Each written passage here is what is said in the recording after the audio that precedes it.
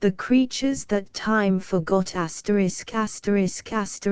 Creatures That Time Forgot by Ray Bradbury. Mad, impossible world.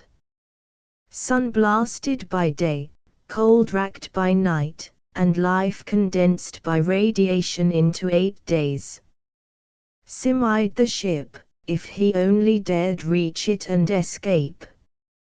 But it was more than half an hour distant, the limit of life itself.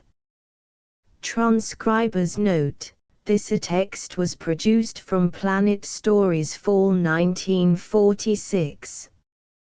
Extensive research did not uncover any evidence that the U.S. copyright on this publication was renewed. During the night, Sim was born. He lay wailing upon the cold cave stones. His blood beat through him 1,000 pulses each minute. He grew, steadily. Into his mouth his mother with feverish hands put the food. The nightmare of living was begun. Almost instantly at birth his eyes grew alert, and then, without half understanding why, filled with bright, insistent terror. He gagged upon the food, choked and wailed. He looked about, blindly. There was a thick fog. It cleared. The outlines of the cave appeared. And a man loomed up, insane and wild and terrible.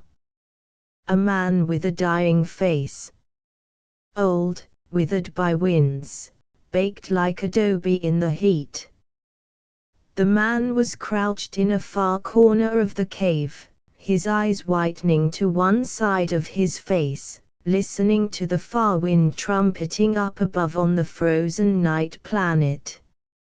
Sim's mother, trembling, now and again, staring at the man, fed Sim pebble fruits, valley grasses and ice nipples broken from the cavern entrances, and eating, eliminating, eating again, he grew larger, larger. The man in the corner of the cave was his father. The man's eyes were all that was alive in his face. He held a crude stone dagger in his withered hands and his jaw hung loose and senseless. Then, with a widening focus, Sim saw the old people sitting in the tunnel beyond this living quarter. And as he watched, they began to die. Their agonies filled the cave. They melted like waxen images, their faces collapsed inward on their sharp bones, their teeth protruded. 1 minute their faces were mature, fairly smooth, alive, electric. The next minute a desiccation and burning away of their flesh occurred. Sim thrashed in his mother's grasp. She held him. No, no, she soothed him, quietly, earnestly, looking to see if this, too, would cause her husband to rise again. With a soft, swift padding of naked feet, Sim's father ran across the cave. Sim's mother screamed. Sim felt himself torn loose from her grasp. He fell upon the stones, rolling, shrieking with his new, moist lungs. With a soft padding of naked feet Sim's father ran across the cave. The webbed face of his father jerked over him, the knife was poised. It was like one of those prenatal nightmares he'd had while still in his mother's flesh. In the next few blazing, impossible instants questions flicked through his brain. The knife was high, suspended, ready to destroy him. But the whole question of life in this cave, the dying people, the withering and the insanity, surged through Sim's new, small head. How was it that he understood? A newborn child. Can a newborn child think, see, understand, interpret? No. It was wrong. It was impossible. Yet it was happening. To him. He had been alive an hour now. And in the next instant perhaps dead. His mother flung herself upon the back of his father, and beat down the weapon. Sim caught the terrific backwash of emotion from both their conflicting minds.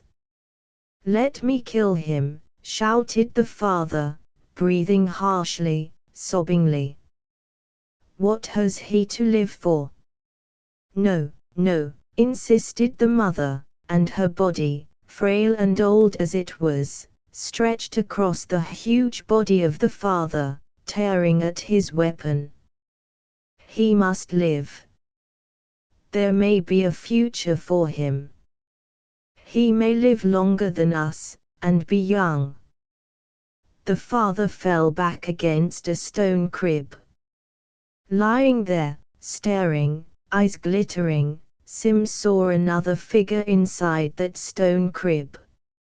A girl child, quietly feeding itself, moving its delicate hands to procure food. His sister.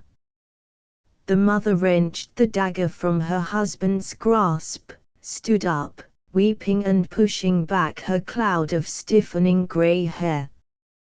Her mouth trembled and jerked. "I'll kill you," she said, glaring down at her husband. "Leave my children alone." The old man spat tiredly, bitterly, and looked vacantly into the stone crib, at the little girl. 1/8 of her life's over, already, he gasped. And she doesn't know it. What's the use? As Sim watched, his own mother seemed to shift and take a tortured, smoke-like form. The thin bony face broke out into a maze of wrinkles. She was shaken with pain and had to sit by him, shuddering and cuddling the knife to her shriveled breasts. She, like the old people in the tunnel, was aging, dying. Sim cried steadily. Everywhere he looked was horror. A mind came to meet his own. Instinctively he glanced toward the stone crib. Dark, his sister, returned his glance. Their minds brushed like straying fingers. He relaxed somewhat. He began to learn. The father sighed, shut his lids down over his green eyes. "Feed the child," he said, exhaustedly. "Hurry. It is almost dawn and it is our last day of living, woman. Feed him. Make him grow." Sim quieted, and images, out of the terror, floated to him. This was a planet next to the sun. The nights burned with cold, the days were like torches of fire. It was a violent, impossible world. The people lived in the cliffs to escape the incredible ice and the day of flame.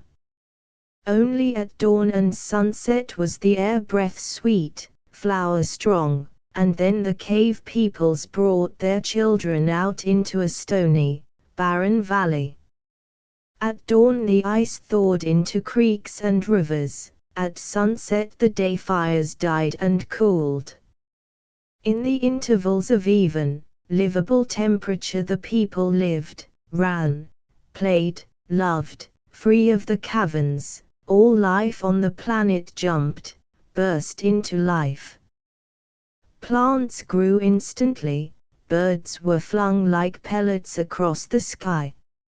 Smaller, legged animal life rushed frantically through the rocks, Everything tried to get its living down in the brief hour of respite. It was an unbearable planet. Sim understood this, a matter of hours after birth. Racial memory bloomed in him. He would live his entire life in the caves, with 2 hours a day outside. Here, in stone channels of air he would talk incessantly with his people, sleep never, think and lie upon his back, dreaming, but never sleeping. And he would live exactly 8 days. The violence of this thought evacuated his bowels. 8 days. 8 short days. It was wrong, impossible, but a fact. Even while in his mother's flesh some racial knowledge had told him he was being formed rapidly, shaped and propelled out swiftly. Birth was quick as a knife. Childhood was over in a flash. Adolescence was a sheet of lightning.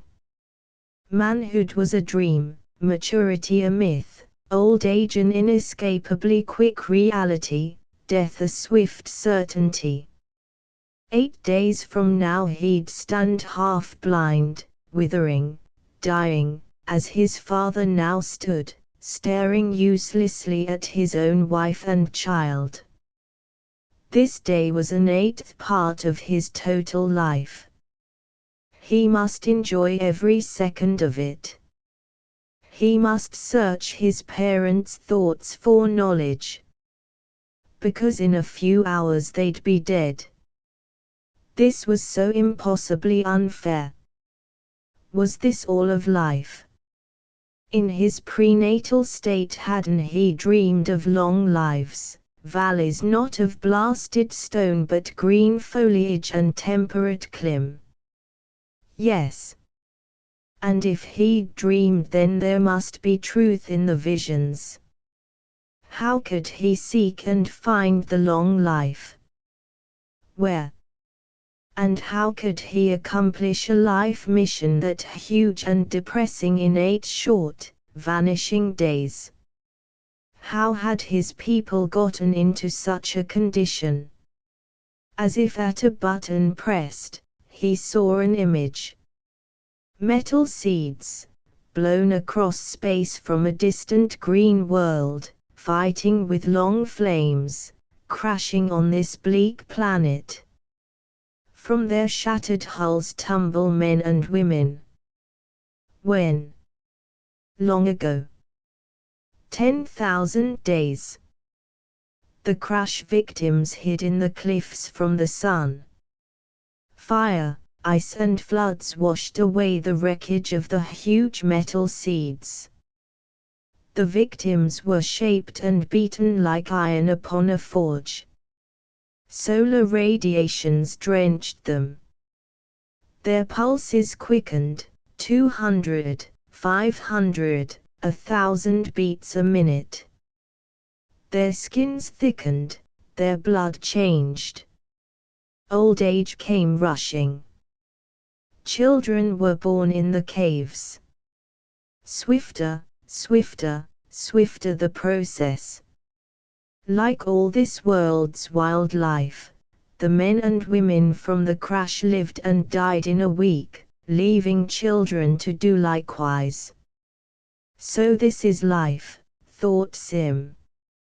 It was not spoken in his mind, for he knew no words, he knew only images, old memory, an awareness, a telepathy that could penetrate flesh, rock, metal. So I'm the 5,000th in a long line of futile sons. What can I do to save myself from dying 8 days from now? Is there escape?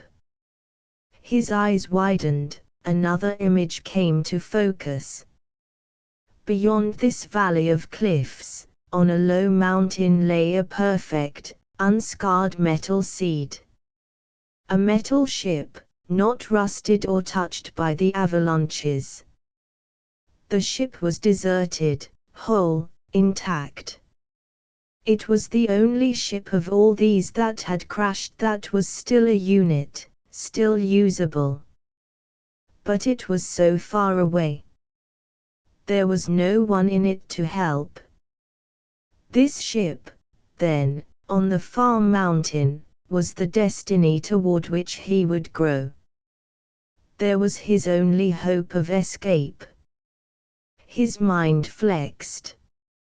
In this cliff, deep down in a confinement of solitude, worked a handful of scientists. To these men, when he was old enough and wise enough, he must go. They, too, dreamed of escape, of long life, of green valleys and temperate weathers. They, too, stared longingly at that distant ship upon its high mountain, its metal so perfect it did not rust or age. The cliff groaned. Sim's father lifted his eroded, lifeless face. "Dawn's coming," he said. Morning relaxed the mighty granite cliff muscles. It was the time of the avalanche. The tunnels echoed to running bare feet. Adults, children pushed with eager, hungry eyes toward the outside dawn. From far out, Sim heard a rumble of rock, a scream, a silence. Avalanches fell into valley. Stones that had been biding their time, not quite ready to fall, for 1,000,000 years let go their bulks, and where they had begun their journey as single boulders they smashed upon the valley floor in 1,000 shrapnels and friction-heated nuggets. Every morning at least one person was caught in the downpour. The cliff people dared the avalanches. It added one more excitement to their lives, already too short, too headlong, too dangerous. Sim felt himself seized up by his father. He was carried brusquely down the tunnel for 1,000 yards, to where the daylight appeared. There was a shining insane light in his father's eyes. Sim could not move. He sensed what was going to happen. Behind his father, his mother hurried, bringing with her the little sister, Dark. "Wait. Be careful," she cried to her husband. Sim felt his father crouch, listening. High in the cliff was a tremor, a shivering. "Now," bellowed his father, and leaped out. An avalanche fell down at them. Sim had accelerated impressions of plunging walls, dust, confusion. His mother screamed. There was a jolting, a plunging. With one last step, Sim's father hurried him forward into the day. The avalanche thundered behind him. The mouth of the cave, where Mother and Dark stood back out of the way, was choked with rubble and 2 boulders that weighed 100 pounds each. The storm thunder of the avalanche passed away to a trickle of sand. Sim's father burst out into laughter. "Made it. By the gods. Made it alive." And he looked scornfully at the cliff and spat. "Pat." Mother and sister Dark struggled through the rubble. She cursed her husband. "Fool! You might have killed Sim." "I may yet," retorted the father. Sim was not listening. He was fascinated with the remains of an avalanche in front of the next tunnel. A blood stain trickled out from under a rise of boulders, soaking into the ground. There was nothing else to be seen. Someone else had lost the game. Dark ran ahead on lithe, supple feet, naked and certain. The valley air was like a wine filtered between mountains. The heaven was a restive blue, not the pale scorched atmosphere of full day, nor the bloated, bruised black purple of night, a riot with sickly shining stars. This was a tide pool. A place where waves of varying and violent temperatures struck, receded. Now the tide pool was quiet, cool, and its life moved abroad. Laughter. Far away, Sim heard it. Why laughter? How could any of his people find time for laughing? Perhaps later he would discover why. The valley suddenly blushed with impulsive color. Plant life, thawing in the precipitant dawn, shoved out from most unexpected sources. It flowered as you watched. Pale green tendrils appeared on scoured rocks. Seconds later, ripe globes of fruit twitched upon the blade tips. Father gave Sim over to mother and harvested the momentary, volatile crop, thrust scarlet, blue, yellow fruits into a fur sack which hung at his waist. Mother tugged at the moist new grasses, laid them on Sim's tongue. His senses were being honed to a fine edge. He stored knowledge thirstily. He understood love, marriage, customs, anger, pity, rage, selfishness, shadings and subtleties, realities and reflections. One thing suggested another. The sight of green plant life whirled his mind like a gyroscope, seeking balance in a world where lack of time for explanations made a mind seek and interpret on its own. The soft burden of food gave him knowledge of his system, of energy, of movement. Like a bird newly cracking its way from a shell, he was almost a unit, complete, all-knowing. Heredity had done all this for him. He grew excited with his ability. They walked, mother, father and the two children, smelling the smells, watching the birds bounce from wall to wall of the valley like scurrying pebbles, and suddenly the father said a strange thing, "Remember." Remember what? Sim lay cradled. Was it any effort for them to remember when they'd lived only 7 days? The husband and wife looked at each other. Was it only 3 days ago, said the woman, her body shaking, her eyes closing to think. I can't believe it. It is so unfair.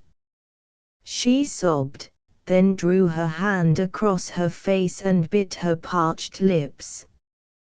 The wind played at her grey hair. Now is my turn to cry.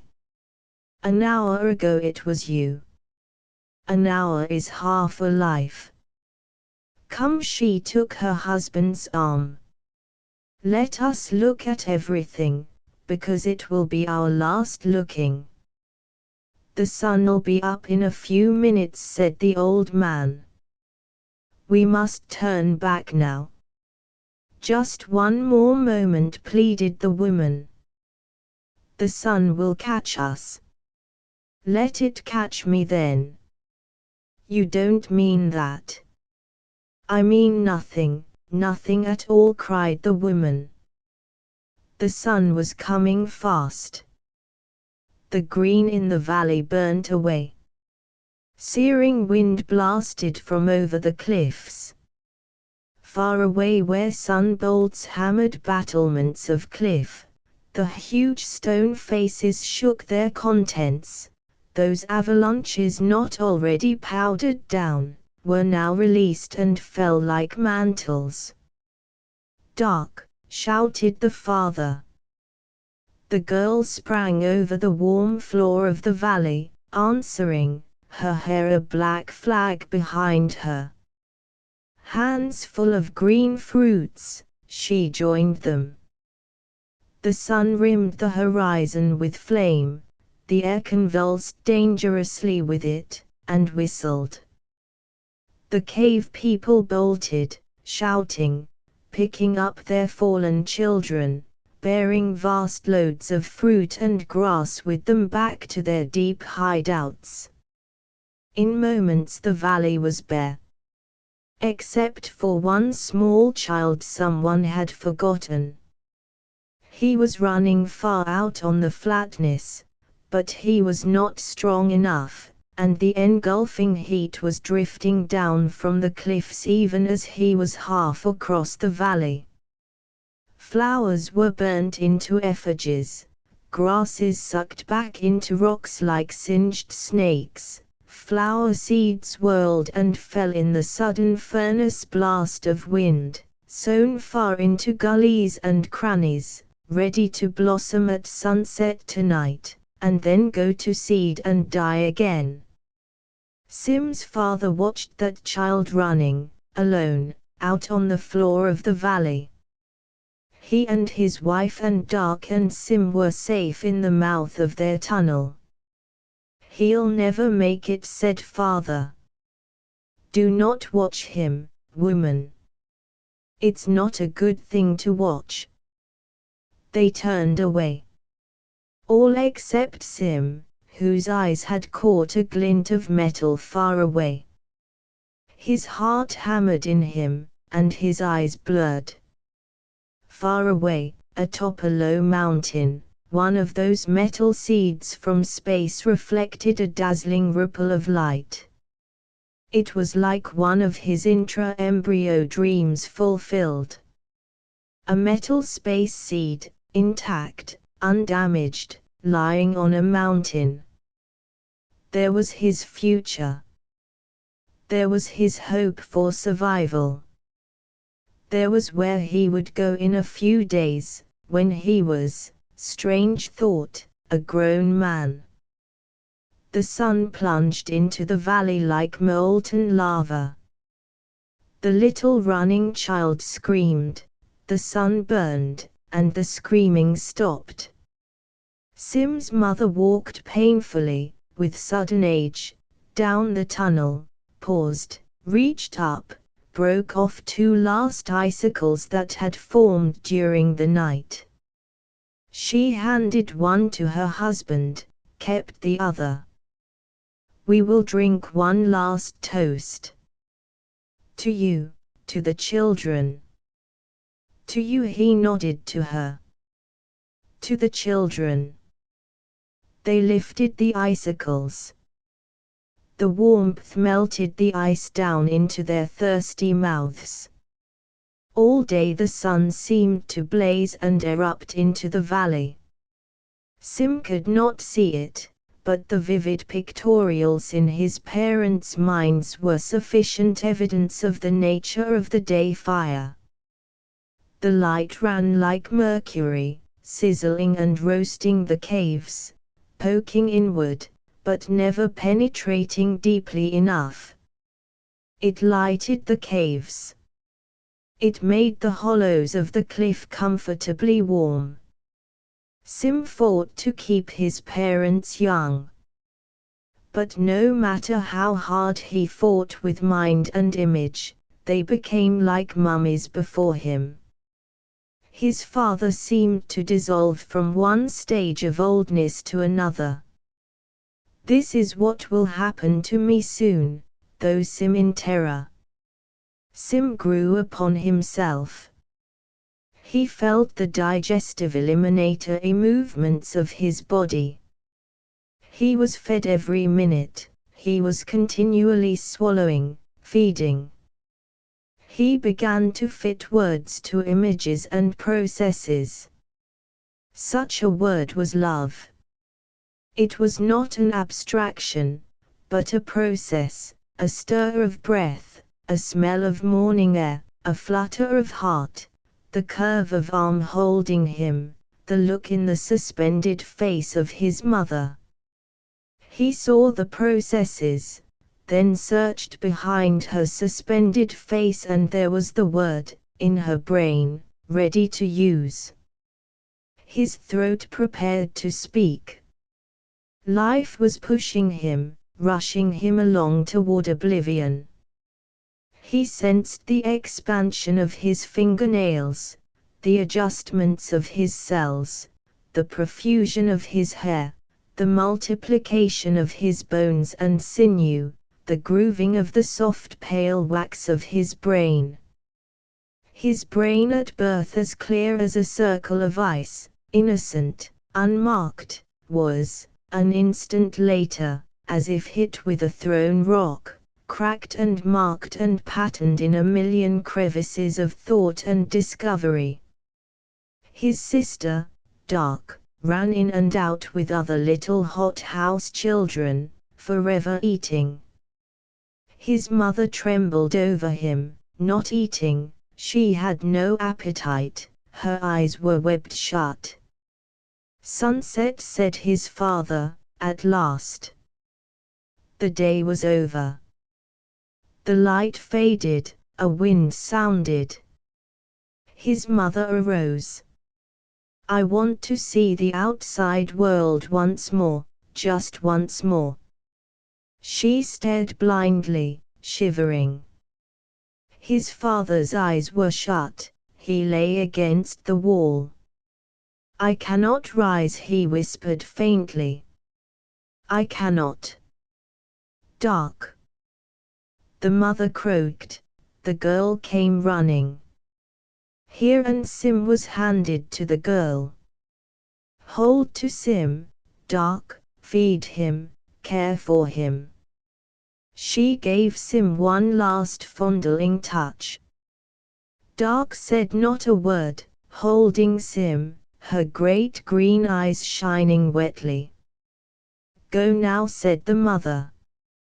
Take him out into the sunset time. Enjoy yourselves. Pick foods, eat. Play.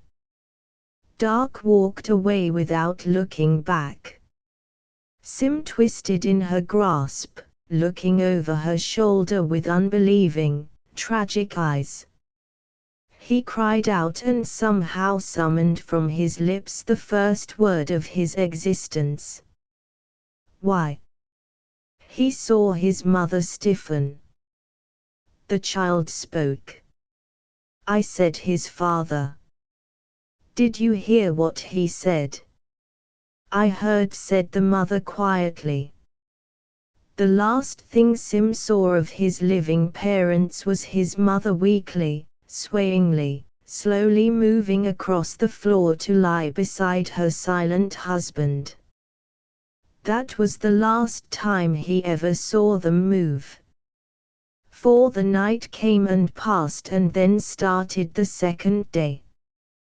The bodies of all those who had died during the night were carried in a funeral procession to the top of a small hill.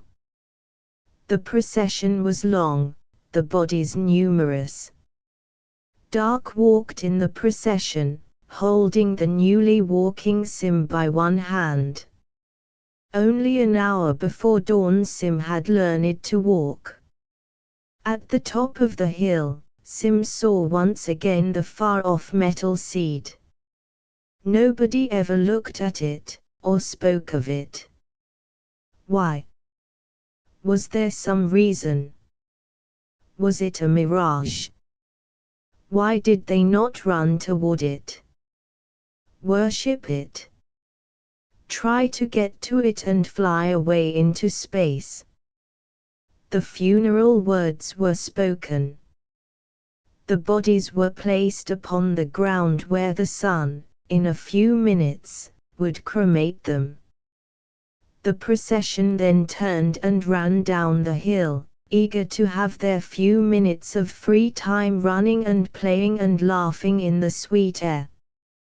Dark and Sim, chattering like birds, feeding among the rocks, exchanged what they knew of life. He was in his second day, she in her third. They were driven, as always, by the mercurial speed of their lives. Another piece of his life opened wide. 50 young men ran down from the cliffs, holding sharp stones and rock daggers in their thick hands.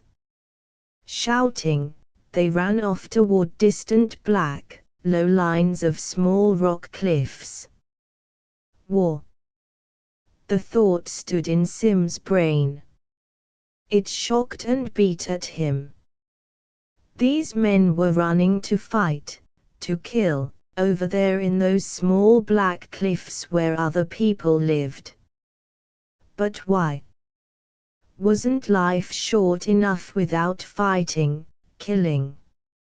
From a great distance he heard the sound of conflict, and it made his stomach cold. Why, Dark, why? Dark didn't know. Perhaps they would understand tomorrow. Now, there was the business of eating to sustain and support their lives.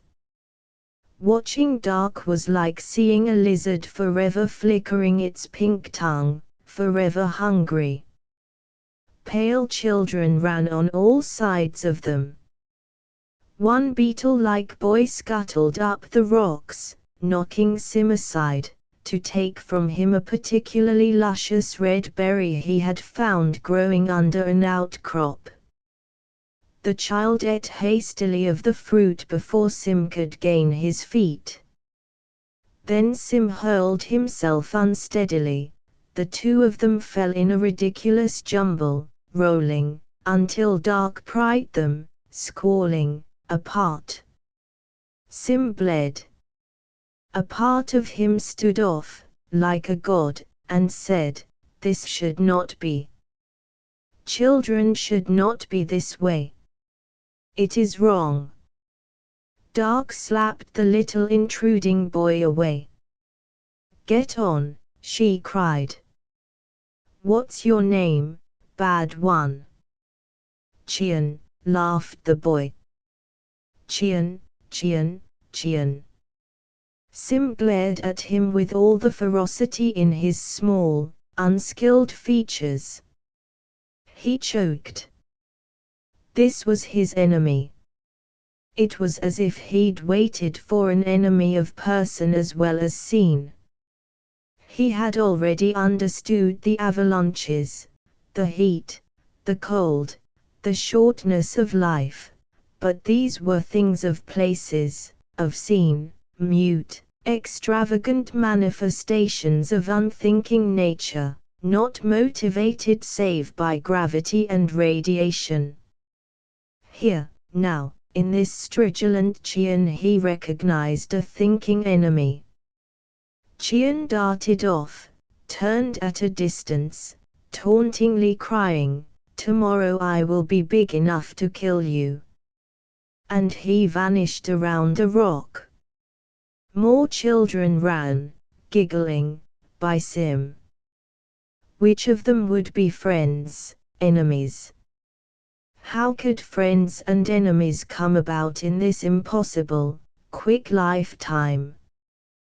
There was no time to make either, was there? Dark, as if knowing his thoughts, drew him away. As they searched for desired foods, she whispered fiercely in his ear. Enemies are made over things like stolen foods, gifts of long grasses make friends. Enemies come, too, from opinions and thoughts. In 5 seconds you've made an enemy for life. Life's so short, enemies must be made quickly. And she laughed with an irony strange for one so young, who was growing older before her rightful time. You must fight to protect yourself.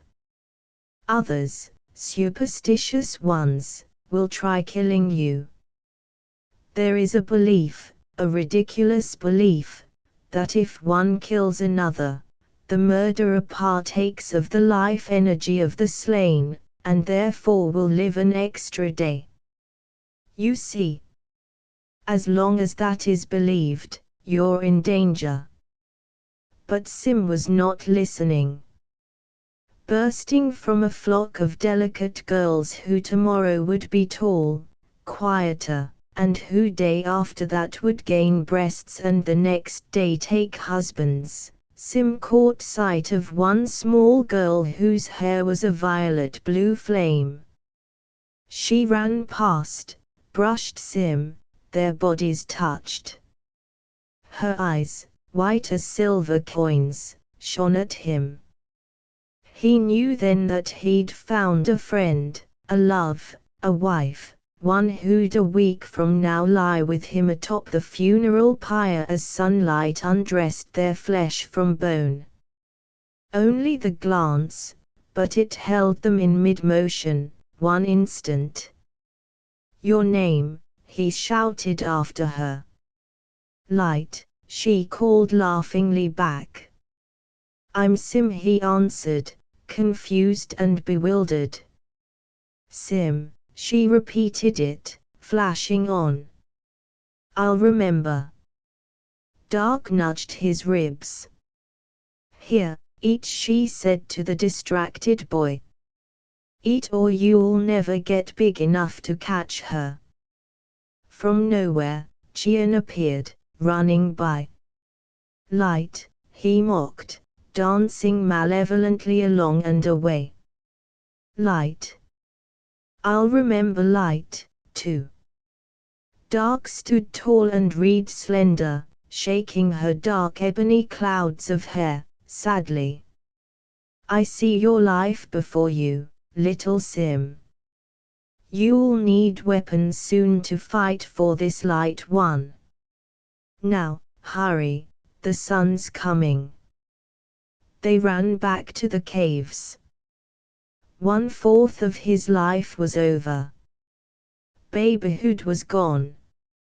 He was now a young boy. Wild rains lashed the valley at nightfall.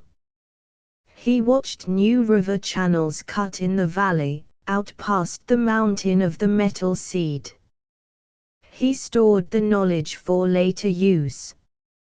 Each night there was a new river, a bed newly cut. "What's beyond the valley?" wondered Sim. "No one's ever been beyond it," explained Dark. "All who tried to reach the plain were frozen to death or burnt. The only land we know's within half an hour's run. Half an hour out and half an hour back. No one has ever reached the metal seed, then." Dark scoffed. "The scientists, they try. Silly fools. They don't know enough to stop. It's no use. It's too far. The scientists." The word stirred him. He had almost forgotten the vision he had short hours after birth. His voice was eager. "Where are the scientists?" he demanded. Dark looked away from him. "I wouldn't tell you if I knew. They'd kill you, experimenting. I don't want you joining them. Live your life, don't cut it in half trying to reach that silly metal thing on the mountain. I'll find out where they are from someone else, then. No one'll tell you. They hate the scientists. You'll have to find them on your own. And then what? Will you save us?" "Yes, save us, little boy." Her face was sullen. Already half her life was gone, her breasts were beginning to shape.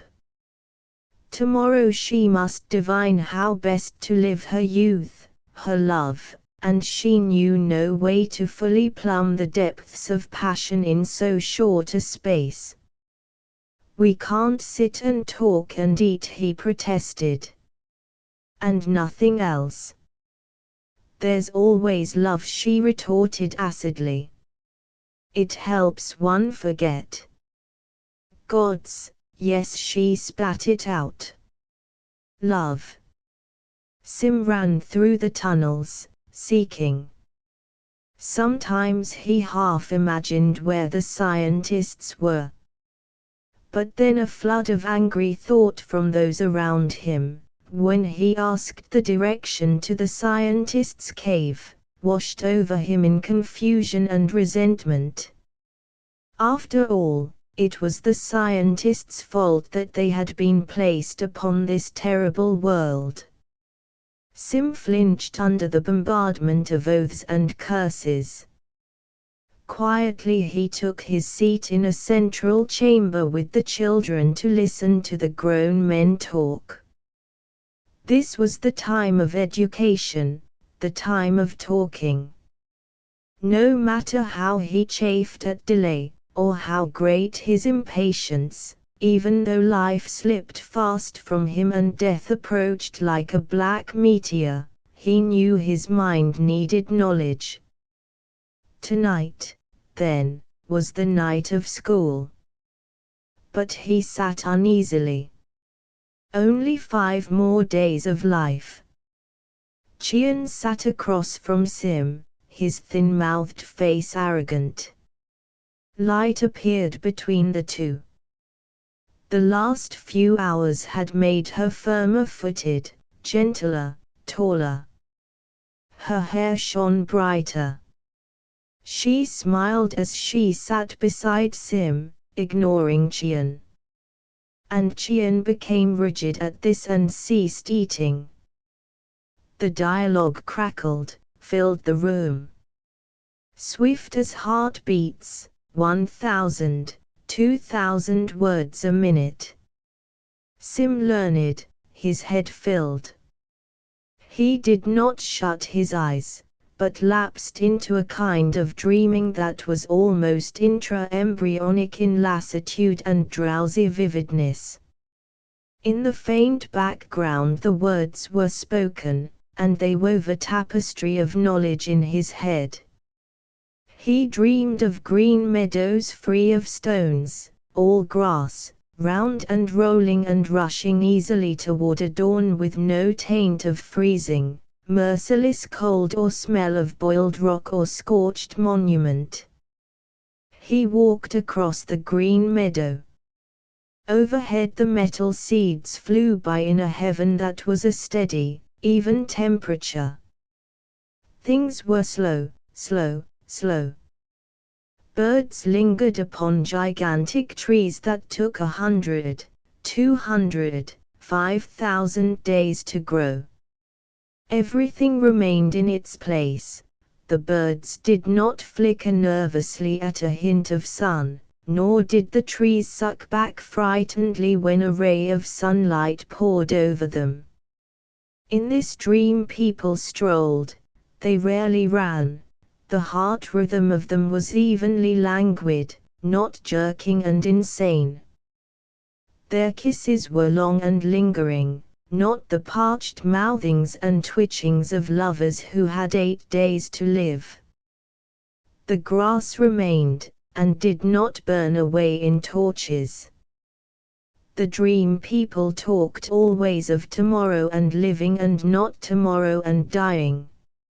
It all seemed so familiar that when Sim felt someone take his hand he thought it simply another part of the dream. Light's hand lay inside his own. "Dreaming?" she asked. "Yes.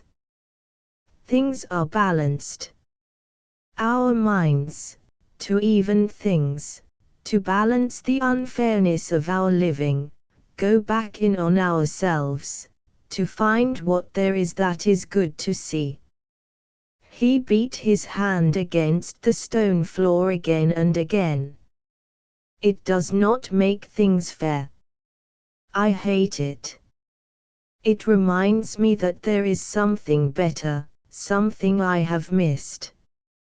Why can't we be ignorant?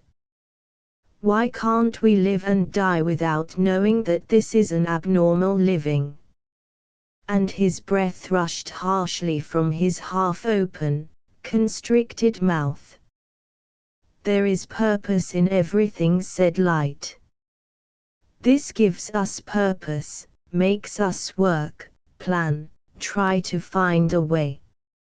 His eyes were hot emeralds in his face. I walked up a hill of grass, very slowly, he said. The same hill of grass I walked an hour ago, asked Light. Perhaps. Close enough to it. The dream is better than the reality. He flexed his eyes, narrowed them. I watched people and they did not eat. Or talk. Or talk, either. And we always are eating, always talking. Sometimes those people in the dream sprawled with their eyes shut, not moving a muscle. As Light stared down into his face, a terrible thing happened. He imagined her face blackening, wrinkling, twisting into knots of agedness. The hair blew out like snow about her ears, the eyes were like discolored coins caught in a web of lashes. Her teeth sank away from her lips, the delicate fingers hung like charred twigs from her atrophied wrists. Her beauty was consumed and wasted even as he watched, and when he seized her, in terror, he cried out, for he imagined his own hand corroded, and he choked back a cry. Sim, what's wrong? The saliva in his mouth dried at the taste of the words. 5 more days. The scientists. Sim started. Who'd spoken? In the dim light a tall man talked. The scientists crashed us on this world, and now have wasted thousands of lives and time. It's no use. It's no use. Tolerate them but give them none of your time. You only live once, remember. Where were these hated scientists? Now, after the learning, the time of talking, he was ready to find them. Now, at least, he knew enough to begin his fight for freedom, for the ship. Sim, where are you going? But Sim was gone. The echo of his running feet died away down a shaft of polished stone. It seemed that half the night was wasted. He blundered into a dozen dead ends. Many times he was attacked by the insane young men who wanted his life energy. Their superstitious ravings echoed after him. The gashes of their hungry fingernails covered his body. He found what he looked for. A half-dozen men gathered in a small basalt cave deep down in the cliff lode. On a table before them lay objects which, though unfamiliar, struck harmonious chords in Sim.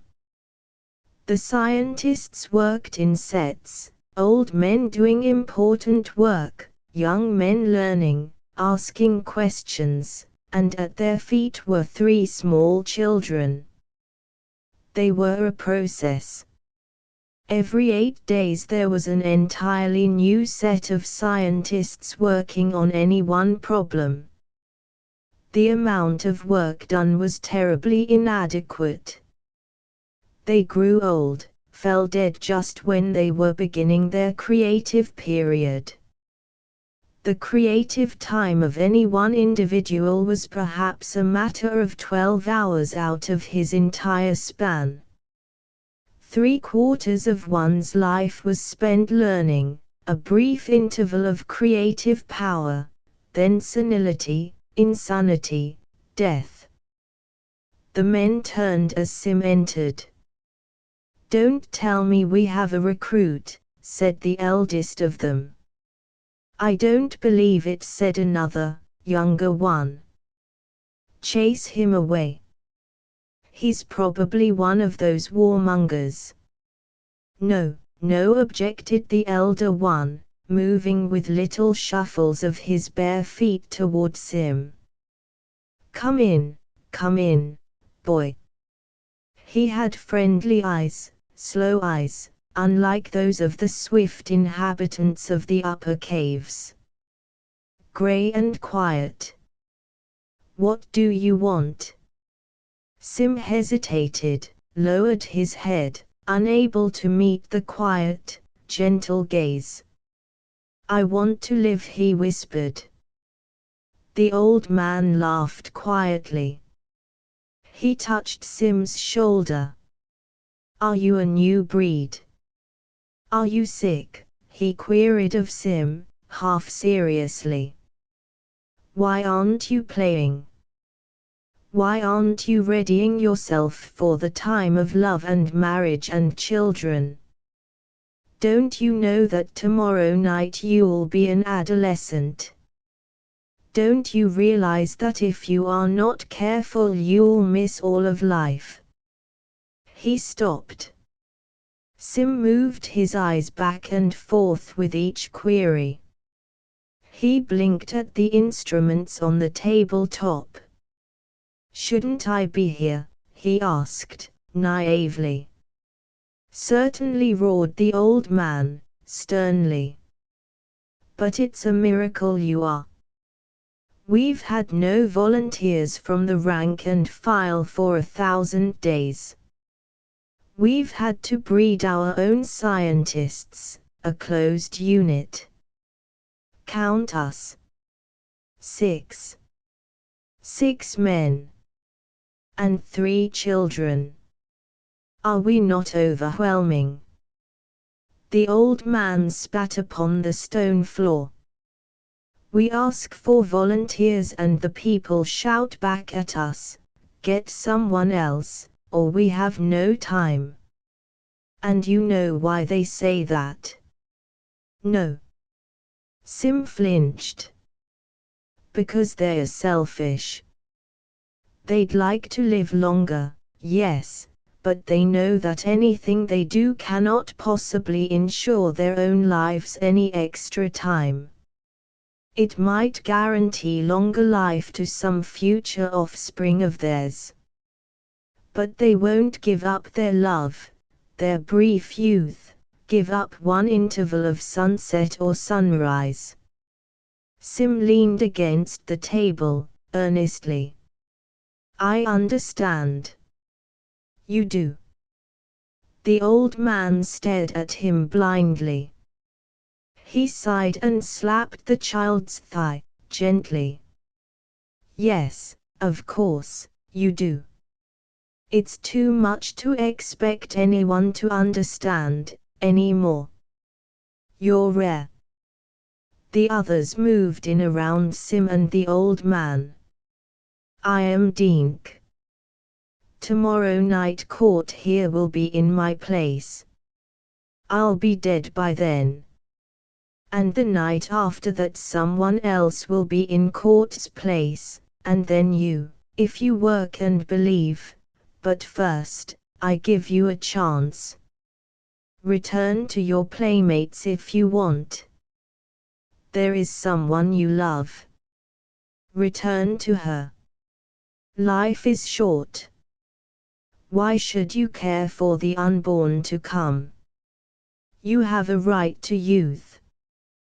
Go now, if you want. Because if you stay you'll have no time for anything but working and growing old and dying at your work. But it is good work." "Well?" Sim looked at the tunnel. From a distance the wind roared and blew, the smells of cooking and the patter of naked feet sounded, and the laughter of lovers was an increasingly good thing to hear. He shook his head, impatiently, and his eyes were wet.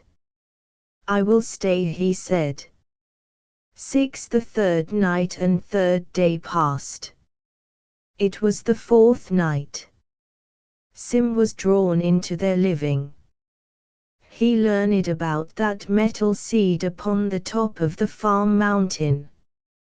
He heard of the original seeds, things called ships that crashed, and how the survivors hid and dug in the cliffs, grew old swiftly, and in their scrabbling to barely survive, forgot all science.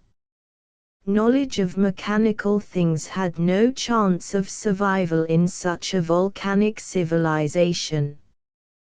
There was only now for each human.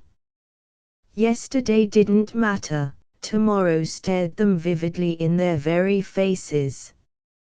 But somehow the radiations that had forced their aging had also induced a kind of telepathic communication whereby philosophies and impressions were absorbed by the newborn. Racial memory, growing instinctively, preserved memories of another time. "Why don't we go to that ship on the mountain?" asked Sim. "It is too far." "We would need protection from the sun," explained Dink. "Have you tried to make protection? Salves and ointments, suits of stone and birdwing, and, recently, crude metals. None of which worked. In 10,000 more lifetimes perhaps we'll have made a metal in which will flow cool water to protect us on the march to the ship. But we work so slowly, so blindly. This morning, mature, I took up my instruments. Tomorrow, dying, I lay them down. What can one man do in one day? If we had 10,000 men, the problem would be solved." "I will go to the ship," said Sim. "Then you will die," said the old man. A silence had fallen on the room at Sim's words. Then the men stared at Sim. "You are a very selfish boy." "Selfish?" cried Sim, resentfully. The old man patted the air. "Selfish in a way I like. You want to live longer, you'll do anything for that. You will try for the ship. But I tell you it is useless. Yet, if you want to, I cannot stop you. At least you will not be like those among us who go to war for an extra few days of life." "War?" asked Sim. "How can there be war here?" And a shudder ran through him. He did not understand. "Tomorrow will be time enough for that," said Dink. "Listen to me, now." The night passed. 7. It was morning. Light came shouting and sobbing down a corridor, and ran full into his arms. She had changed again. She was older, again, more beautiful. She was shaking and she held to him. "Sim, they're coming after you." Bare feet marched down the corridor, surged inward at the opening. Chian stood grinning there, taller, too, a sharp rock in either of his hands. "Oh, there you are, Sim." "Go away," cried Light savagely, whirling on him. "Not until we take Sim with us," Chian assured her. Then, smiling at Sim, "If that is, he is with us in the fight." Dink shuffled forward, his eye weakly fluttering, his bird-like hands fumbling in the air. "Leave," he shrilled angrily. This boy is a scientist now. He works with us. Qian ceased smiling. There is better work to be done. We go now to fight the people in the farthest cliffs. His eyes glittered anxiously. Of course, you will come with us, Sim. No, no. Light clutched at his arm. Sim patted her shoulder, then turned to Qian. Why are you attacking these people? There are 3 extra days for those who go with us to fight. 3 extra days of living. Qian nodded firmly. If we win, we live 11 days instead of 8. The cliffs they live in, something about the mineral in it. Think of it, Sim, 3 long, good days of life. Will you join us? Dink interrupted. Get along without him.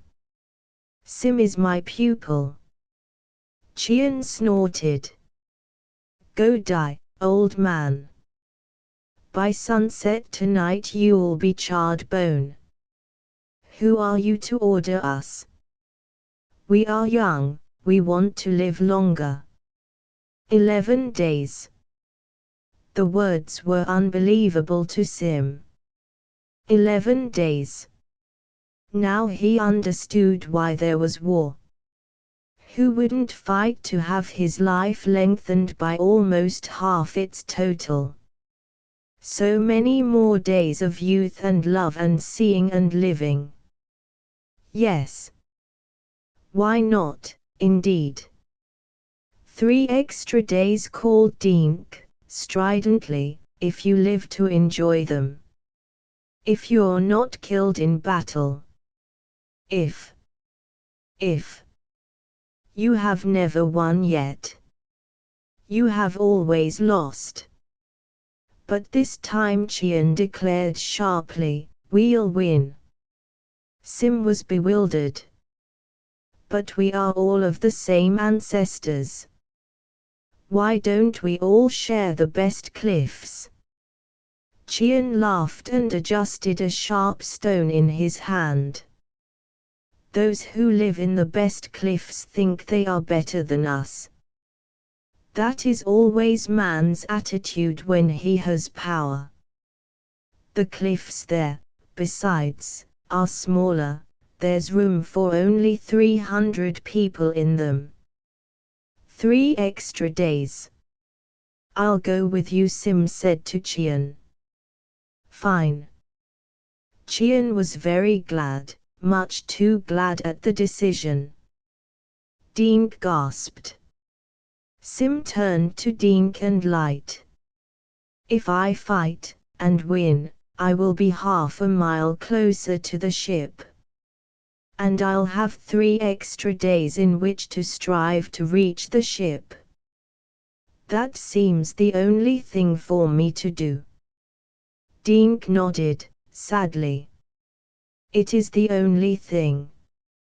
I believe you. Go along now. Goodbye, said Sim. The old man looked surprised, then he laughed as at a little joke on himself. That's right, I won't see you again, will I? Goodbye, then. And they shook hands. They went out, Qian, Sim, and Light, together, followed by the others, all children growing swiftly into fighting men. And the light in Qian's eyes was not a good thing to see. Light went with him. She chose his rocks for him and carried them. She would not go back, no matter how he pleaded. The sun was just beyond the horizon and they marched across the valley. Please, Light, go back. And wait for Qian to return, she said. He plans that when you die I will be his mate. She shook out her unbelievable blue-white curls of hair defiantly. But I'll be with you. If you fall, I fall. Sim's face hardened. He was tall. The world had shrunk during the night. Children packs screamed by hilarious in their food searching, and he looked at them with alien wonder. Could it be only 4 days ago he'd been like these? Strange. There was a sense of many days in his mind, as if he'd really lived 1,000 days. There was a dimension of incident and thought so thick, so multicolored, so richly diverse in his head that it was not to be believed so much could happen in so short a time.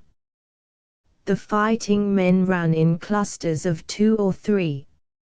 Sim looked ahead at the rising line of small ebon cliffs. This, then, he said to himself, is my 4th day. And still I am no closer to the ship, or to anything, not even, he heard the light tread of light beside him, not even to her who bears my weapons and picks me ripe berries. 1/2 of his life was gone. Or 1/3 of it, if he won this battle. If he ran easily, lifting, letting fall his legs. This is the day of my physical awareness. As I run I feed, as I feed I grow, and as I grow I turn eyes to light with a kind of dizzying vertigo. And she looks upon me with the same gentleness of thought. This is the day of our youth. Are we wasting it? Are we losing it on a dream, a folly? Distantly he heard laughter. As a child he'd questioned it. Now he understood laughter. This particular laughter was made of climbing high rocks and plucking the greenest blades and drinking the headiest vintage from the morning ices and eating of the rock fruits and tasting of young lips in new appetite. They neared the cliffs of the enemy. He saw the slender erectness of Light. The new surprise of her white breasts, the neck where if you touched you could time her pulse, the fingers which cupped in your own were animate and supple and never still, the Light snapped her head to one side. Look ahead, she cried. See what is to come, look only ahead. He felt that they were racing by part of their lives, leaving their youth on the pathside, without so much as a glance. I am blind with looking at stones, he said, running. Find new stones, then. I see stones. His voice grew gentle as the palm of her hand. The landscape floated under him. Everything was like a fine wind, blowing dreamily. I see stones that make a ravine that lies in a cool shadow where the stone berries are thick as tears. You touch a boulder and the berries fall in silent red avalanches, and the grass is very tender. I do not see it. She increased her pace, turning her head away. He saw the floss upon her neck, like the small moss that grows silvery and light on the cool side of pebbles, that stirs if you breathe the lightest breath upon it. He looked upon himself, his hands clenched as he heaved himself forward toward death. Already his hands were veined and youth-swollen. They were the hands of a young boy whose fingers are made for touching, which are suddenly sensitive and with more surface, and are nervous, and seem not a part of him because they are so big for the slender lengths of his arms. His neck, through which the blood ached and pumped, was building out with age, too, with tiny blue tendrils of veins embedded and flaring in it. Light handed him food to eat. "I am not hungry," he said. "Eat, keep your mouth full," she commanded sharply. "So you will not talk to me this way." "If I could only kiss you," he pleaded. "Just one time. After the battle there may be time." "Gods!" he roared, anguished. "Who cares for battles?" Ahead of them, rocks hailed down, thudding. A man fell with his skull split wide. The war was begun. Light passed the weapons to him. They ran without another word until they entered the killing ground. Then he spoke, not looking at her, his cheeks coloring. "Thank you," he said. She ducked as a slung stone shot by her head. "It was not an easy thing for me," she admitted. "Sim. Be careful." The boulders began to roll in a synthetic avalanche from the battlements of the enemy. Only one thought was in his mind now. To kill, to lessen the life of someone else so he could live, to gain a foothold here and live long enough to make a stab at the ship. He ducked, he weaved, he clutched stones and hurled them up. His left hand held a flat stone shield with which he diverted the swiftly plummeting rocks. There was a spatting sound everywhere. Light ran with him, encouraging him. 2 men dropped before him, slain, their breasts cleaved to the bone, their blood springing out in unbelievable founts. It was a useless conflict. Sim realized instantly how insane the venture was. They could never storm the cliff. A solid wall of rocks rained down. A dozen men dropped with shards of ebony in their brains, a half-dozen more showed drooping, broken arms. One screamed and the up-thrust white joint of his knee was exposed as the flesh was pulled away by 2 successive blows of well-aimed granite. Men stumbled over one another. The muscles in his cheeks pulled tight and he began to wonder why he had ever come.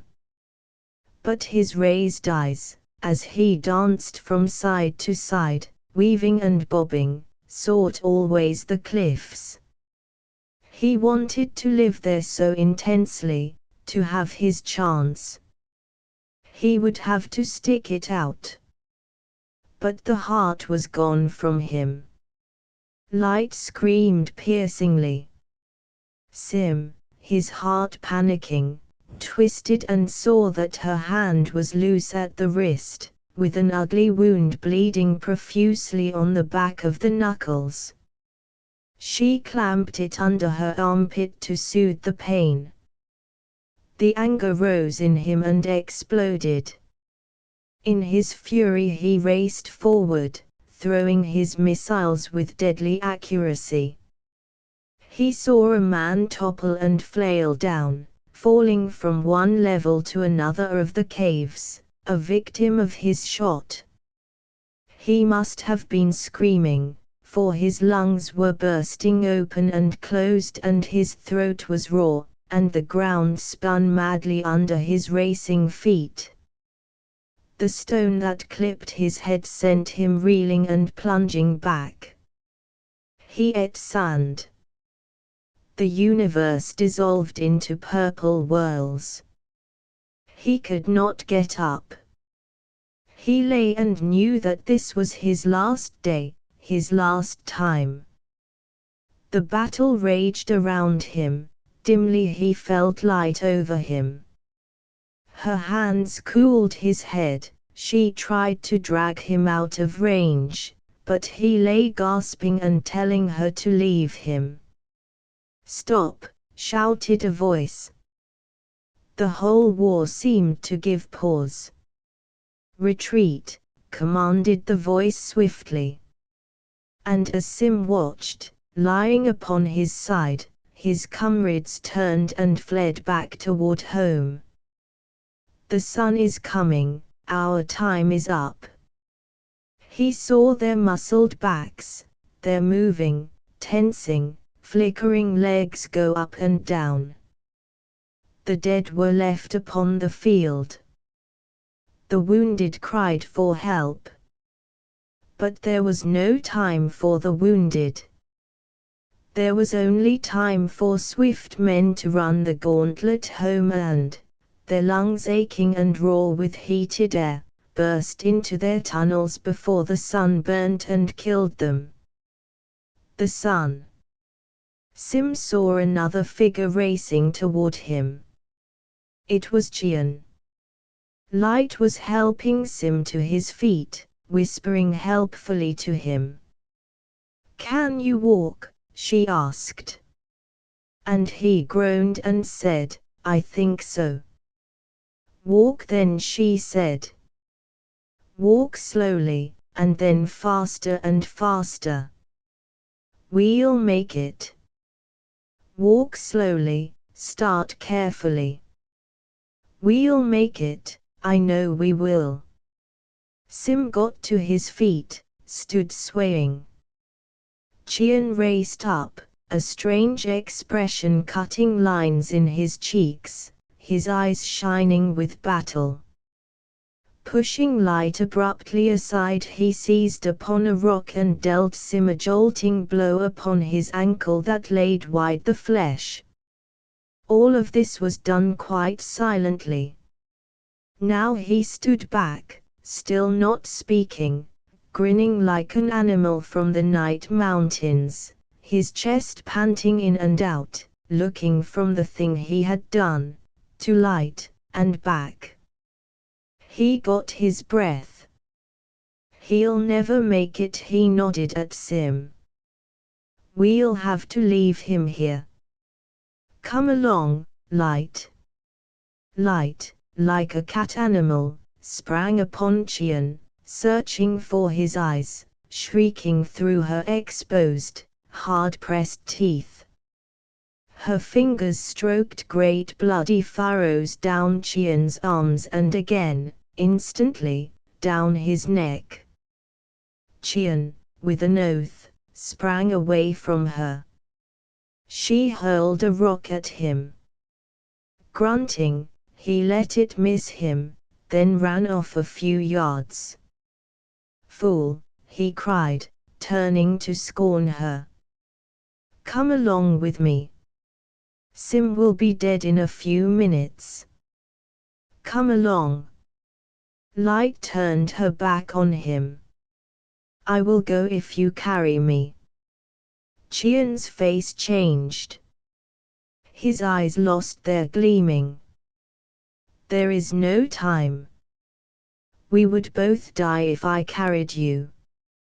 Light looked through and beyond him. "Carry me, then, for that's how I wish it to be." Without another word, glancing fearfully at the sun, Chian fled. His footsteps sped away and vanished from hearing. "May he fall and break his neck," whispered Light, savagely glaring at his form as it skirted a ravine. She returned to Sim. "Can you walk?" Agonies of pain shot up his leg from the wounded ankle. He nodded ironically. "We could make it to the cave in 2 hours, walking. I have an idea, Light. Carry me." And he smiled with the grim joke. She took his arm. "Nevertheless, we'll walk. Come." "No," he said. "We're staying here." "But why?" "We came to seek a home here." If we walk we will die. I would rather die here. How much time have we? Together they measured the sun. A few minutes, she said, her voice flat and dull. She held close to him. He looked at her. Light, he thought. Tomorrow I would have been a man. My body would have been strong and full, and there would have been time with you, a kissing and a touching. Damn, but what kind of life is this where every last instant is drenched with fear and alert with death? Am I to be denied even some bit of real life? The black rocks of the cliff were paling into deep purples and browns as the sun began to flood the world. What a fool he was! He should have stayed and worked with Dink, and thought and dreamed, and at least one time cupped Light's mouth with his own. With the sinews of his neck standing out defiantly, he bellowed upward at the cliff holes. Send me down one man to do battle. Silence. His voice echoed from the cliff. The air was warm. It's no use, said Light, they'll pay no attention. He shouted again. Hear me. He stood with his weight on his good foot, his injured left leg throbbing and pulsating with pain. He shook a fist. Send down a warrior who is no coward. I will not turn and run home. I have come to fight a fair fight. Send a man who will fight for the right to his cave. Him I will surely kill. More silence. A wave of heat passed over the land, receded. Oh, surely, mocked Sim, hands on naked hips, head back, mouth wide, surely there's one among you not afraid to fight a cripple. Silence. No. Silence. Then I have miscalculated you. I'm wrong. I'll stand here, then, until the sun shucks the flesh off my bone in black scraps, and call you the filthy names you deserve. He got an answer. I do not like being called names, replied a man's voice. Sim leaned forward, forgetting his crippled foot. A huge man appeared in a cave mouth on the third level. Come down, urged Sim. Come down, fat one, and kill me. The man scowled seriously at his opponent a moment, then lumbered slowly down the path, his hands empty of any weapons. Immediately every cave above clustered with heads. An audience for this drama. The man approached Sim. We will fight by the rules, if you know them. I'll learn as we go, replied Sim. This pleased the man and he looked at Sim warily, but not unkindly. This much I will tell you, offered the man generously. If you die, I will give your mate shelter and she will live, as she pleases, because she is the wife of a good man. Sim nodded swiftly. I am ready, he said. The rules are simple. We do not touch each other, save with stones.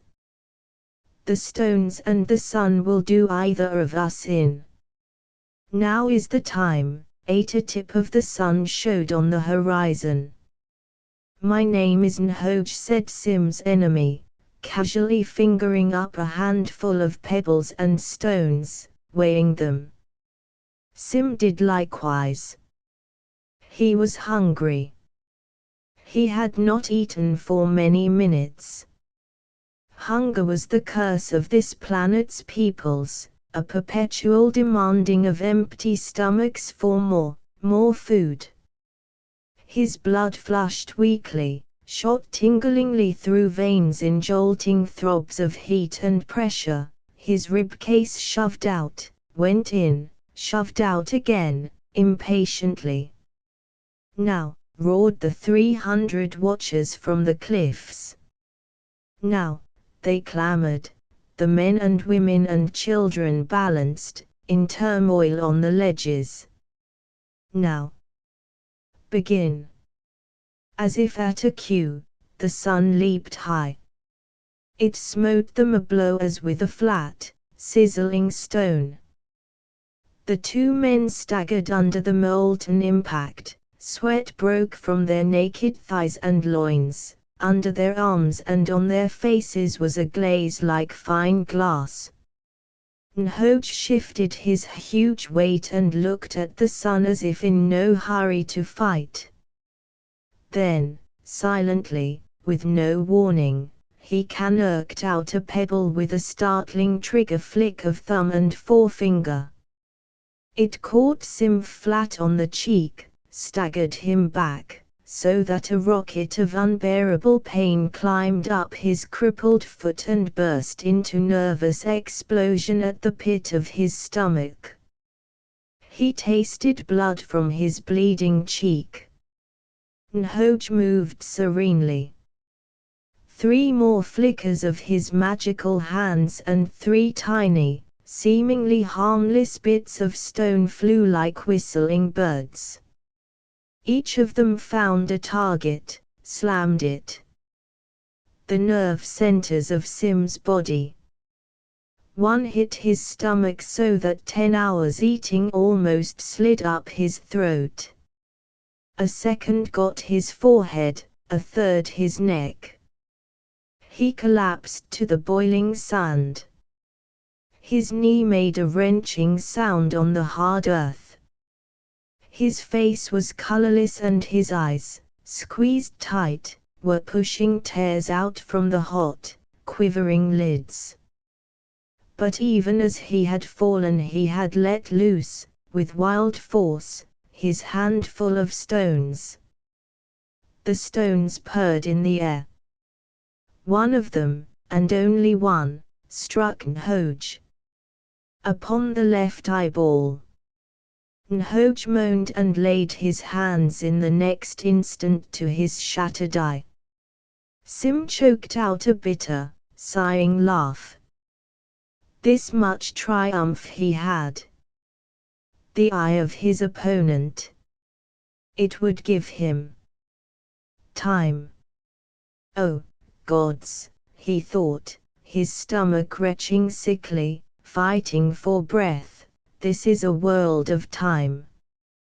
Give me a little more, just a trifle.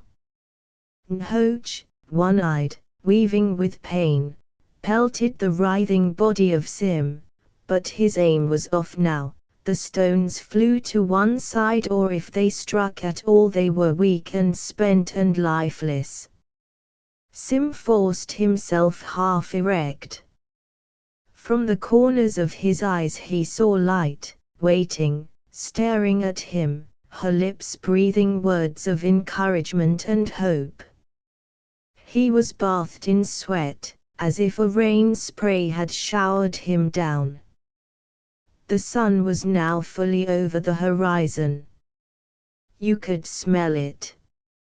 Stones glinted like mirrors, the sand began to roil and bubble. Illusions sprang up everywhere in the valley. Instead of one warrior Nhoge he was confronted by a dozen, each in an upright position, preparing to launch another missile. A dozen irregular warriors who shimmered in the golden menace of day, like bronze gongs smitten, quivered in one vision. Sim was breathing desperately. His nostrils flared and sucked and his mouth drank thirstily of flame instead of oxygen. His lungs took fire like silk torches and his body was consumed. the sweat spilled from his pores to be instantly evaporated. He felt himself shriveling in on himself. He imagined himself looking like his father, old, sunken, slight, withered. Where was the sand? Could he move? Yes. The world wriggled under him, but now he was on his feet. There would be no more fighting. A murmur from the cliff told this. The sunburned faces of the high audience gaped and jeered and shouted encouragement to their warrior.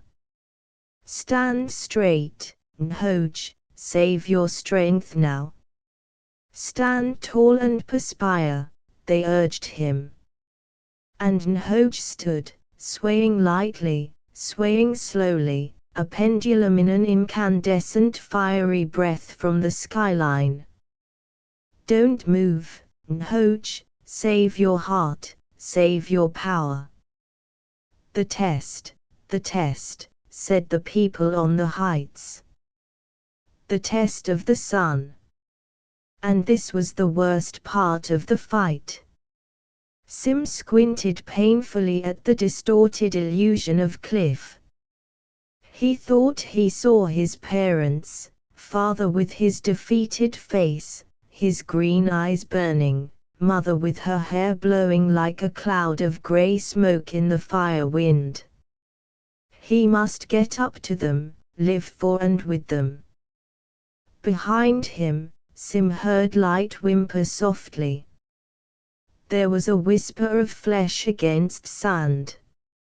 She had fallen. He did not dare turn. The strength of turning would bring him thundering down in pain and darkness. His knees bent. If I fall, he thought, I'll lie here and become ashes. Where was Nhoj? Nhoj was there, a few yards from him, standing bent, slick with perspiration, looking as if he were being hit over the spine with great hammers of destruction. Fall, Nhoj. Fall, screamed Sim, mentally. Fall, fall. Fall and die so I can take your place. But Nhoj did not fall. One by one the pebbles in his half-loose left hand plummeted to the broiling sands and Nhoj's lips peeled back, the saliva burned away from his lips and his eyes glazed. But he did not fall.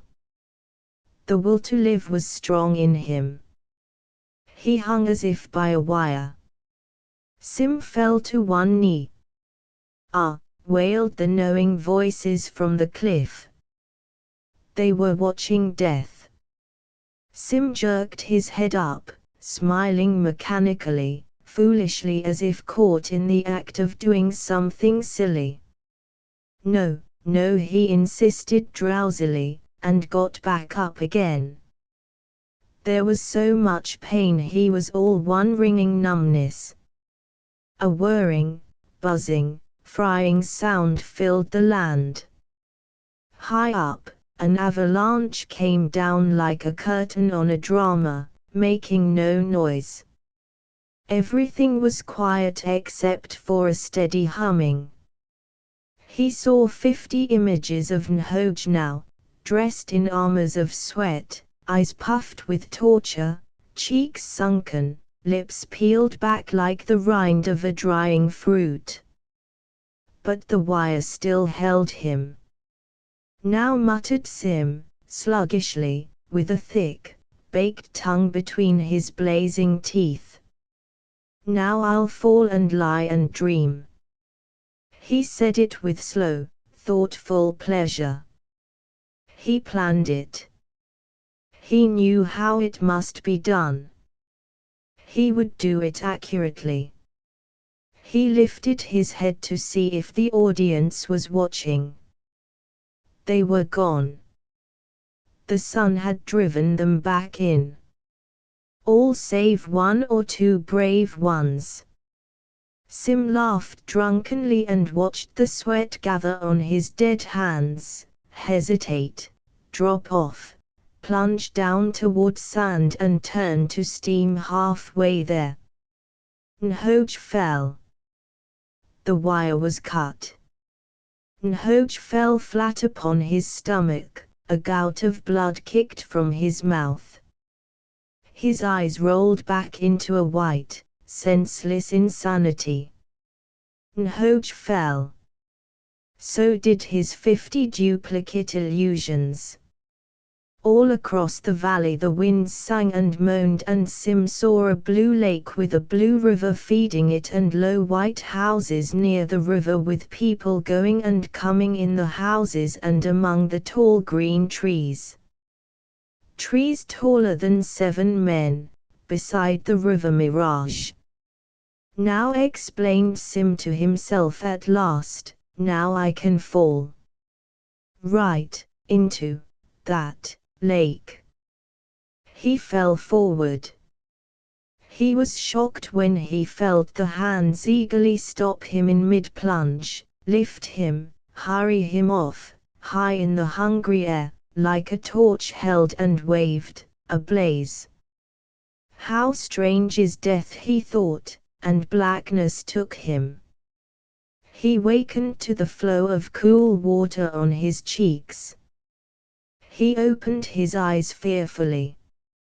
Light held his head upon her lap, her fingers were moving food to his mouth. He was tremendously hungry and tired, but fear squeezed both of these things away. He struggled upward, seeing the strange cave contours overhead. "What time is it?" he demanded. "The same day as the contest." "Be quiet," she said. "The same day." She nodded amusedly. "You've lost nothing of your life. This is Nhoj's cave. We are inside the black cliff. We will live 3 extra days. Satisfied? Lie down. Nhoj is dead." He fell back, panting, his heart slamming his ribs. He relaxed slowly. "I won. Gods, I won," he breathed. "Nhoj is dead. So were we, almost. They carried us in from outside only in time." He ate ravenously. "We have no time to waste. We must get strong. My leg," he looked at it, tested it. There was a swathe of long yellow grasses around it and the ache had died away. Even as he watched, the terrific pulsings of his body went to work and cured away the impurities under the bandages. It has to be strong by sunset, he thought. It has to be. He got up and limped around the cave like a captured animal. He felt Light's eyes upon him. He could not meet her gaze. Finally, helplessly, he turned. She interrupted him. "You want to go onto the ship?" she asked, softly. "Tonight. When the sun goes down." He took a breath, exhaled it. "Yes. You couldn't possibly wait until morning." "No." "Then I'll go with you." "No. If I lag behind, let me. There's nothing here for me." They stared at each other a long while. He shrugged wearily. "All right," he said, at last. "I couldn't stop you, I know that. We'll go together." 9 They waited in the mouth of their new cave. The sun set. The stones cooled so that one could walk on them. It was almost time for the leaping out and the running toward the distant, glittering metal seed that lay on the far mountain. Soon would come the rains. And Sim thought back over all the times he had watched the rains thicken into creeks, into rivers that cut new beds each night. One night there would be a river running north, the next a river running northeast, the third night a river running due west. The valley was continually cut and scarred by the torrents. Earthquakes and avalanches filled the old beds. New ones were the order of the day.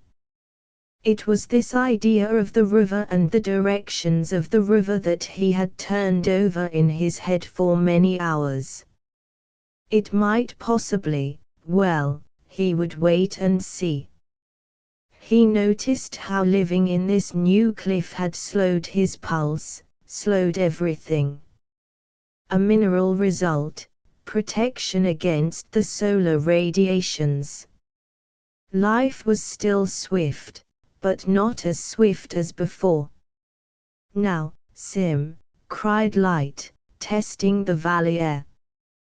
They ran. Between the hot death and the cold one. Together, away from the cliffs, out toward the distant, beckoning ship. Never had they run this way in their lives.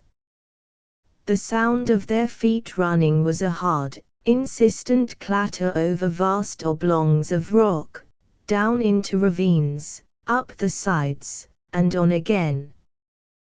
They raked the air in and out their lungs. Behind them the cliffs faded away into things they could never turn back to now. They did not eat as they ran. They had eaten to the bursting point in the cave, to save time.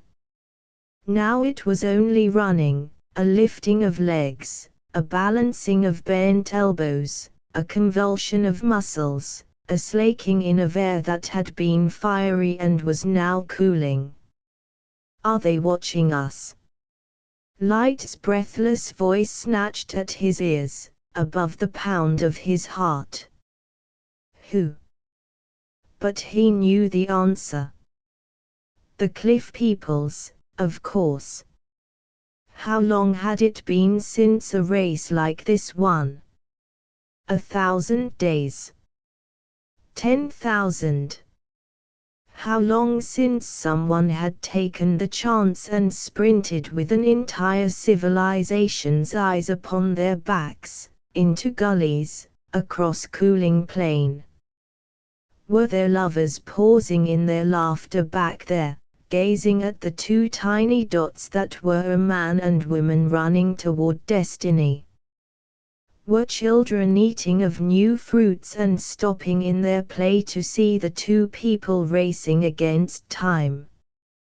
Was Dink still living, narrowing hairy eyebrows down over fading eyes, shouting them on in a feeble, rasping voice, shaking a twisted hand? Were there jeers? Were they being called fools, idiots? And in the midst of the name-calling, were people praying them on, hoping they would reach the ship?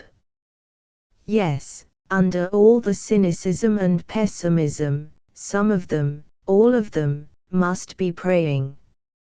Sim took a quick glance at the sky, which was beginning to bruise with the coming night.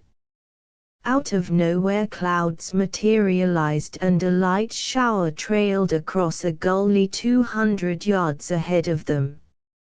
Lightning beat upon distant mountains and there was a strong scent of ozone on the disturbed air. The halfway mark, panted Sim, and he saw Light's face half turn, longingly looking back at the life she was leaving. Now's the time. If we want to turn back, we still have time. Another minute, thunder snarled in the mountains. An avalanche started out small and ended up huge and monstrous in a deep fissure. Light rain dotted Light's smooth white skin. In a minute her hair was glistening and soggy with rain. Too late now, she shouted over the patting rhythm of her own naked feet. We've got to go ahead. And it was too late. Sim knew, judging the distances, that there was no turning back now. His leg began to pain him a little. He favored it, slowing. A wind came up swiftly. A cold wind that bit into the skin. But it came from the cliffs behind them, helped rather than hindered them. An omen. He wondered. No. For as the minutes went by it grew upon him how poorly he had estimated the distance. Their time was dwindling out, but they were still an impossible distance from the ship. He said nothing, but the impotent anger at the slow muscles in his legs welled up into bitterly hot tears in his eyes. He knew that Light was thinking the same as himself. But she flew along like a white bird, seeming hardly to touch ground. He heard her breath go out and in her throat, like a clean, sharp knife in its sheath. Half the sky was dark. The first stars were peering through lengths of black cloud. Lightning jiggled a path along a rim just ahead of them. A full thunderstorm of violent rain and exploding electricity fell upon them. They slipped and skidded on moss-smooth pebbles. Light fell, scrambled up again with a burning oath. Her body was scarred and dirty. The rain washed over her. The rain came down and cried on Sim. It filled his eyes and ran in rivers down his spine and he wanted to cry with it. Light fell and did not rise, sucking her breath, her breasts quivering. He picked her up and held her. Run, Light, please, run. Leave me, Sim. Go ahead. The rain filled her mouth. There was water everywhere. It's no use. Go on without me. He stood there, cold and powerless, his thoughts sagging, the flame of hope blinking out. All the world was blackness, cold falling sheaths of water, and despair. We'll walk, then he said. And keep walking, and resting. They walked for 50 yards, easily, slowly, like children out for a stroll. The gully ahead of them filled with water that went sliding away with a swift wet sound, toward the horizon. Sim cried out. Tugging at Light he raced forward. A new channel, he said, pointing. Each day the rain cuts a new channel. Here, Light. He leaned over the flood waters. He dived in, taking her with him. The flood swept them like bits of wood. They fought to stay upright, the water got into their mouths, their noses. The land swept by on both sides of them. Clutching Light's fingers with insane strength, Sim felt himself hurled end over end, saw flicks of lightning on high, and a new fierce hope was born in him. They could no longer run, well, then they would let the water do the running for them. With a speed that dashed them against rocks, split open their shoulders, abridged their legs, the new, brief river carried them. This way! Sim shouted over a salvo of thunder and steered frantically toward the opposite side of the gully. The mountain where the ship lay was just ahead. They must not pass it by. They fought in the transporting liquid and were slammed against the far side. Sim leaped up, caught at an overhanging rock, locked light in his legs, and drew himself hand over hand upward. As quickly as it had come, the storm was gone. The lightning faded. The rain ceased. The clouds melted and fell away over the sky. The wind whispered into silence. The ship. Light lay upon the ground. The ship, Sim. This is the mountain of the ship. Now the cold came. The killing cold. They forced themselves drunkenly up the mountain. The cold slid along their limbs, got into their arteries like a chemical and slowed them.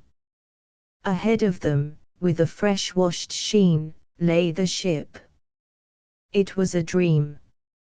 Sim could not believe that they were actually so near it. 200 yards.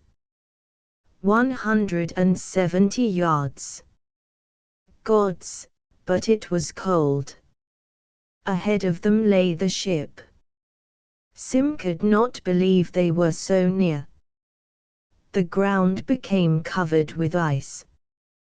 They slipped and fell again and again. Behind them the river was frozen into a blue-white snake of cold solidity. A few last drops of rain from somewhere came down as hard pellets. Sim fell against the bulk of the ship. He was actually touching it.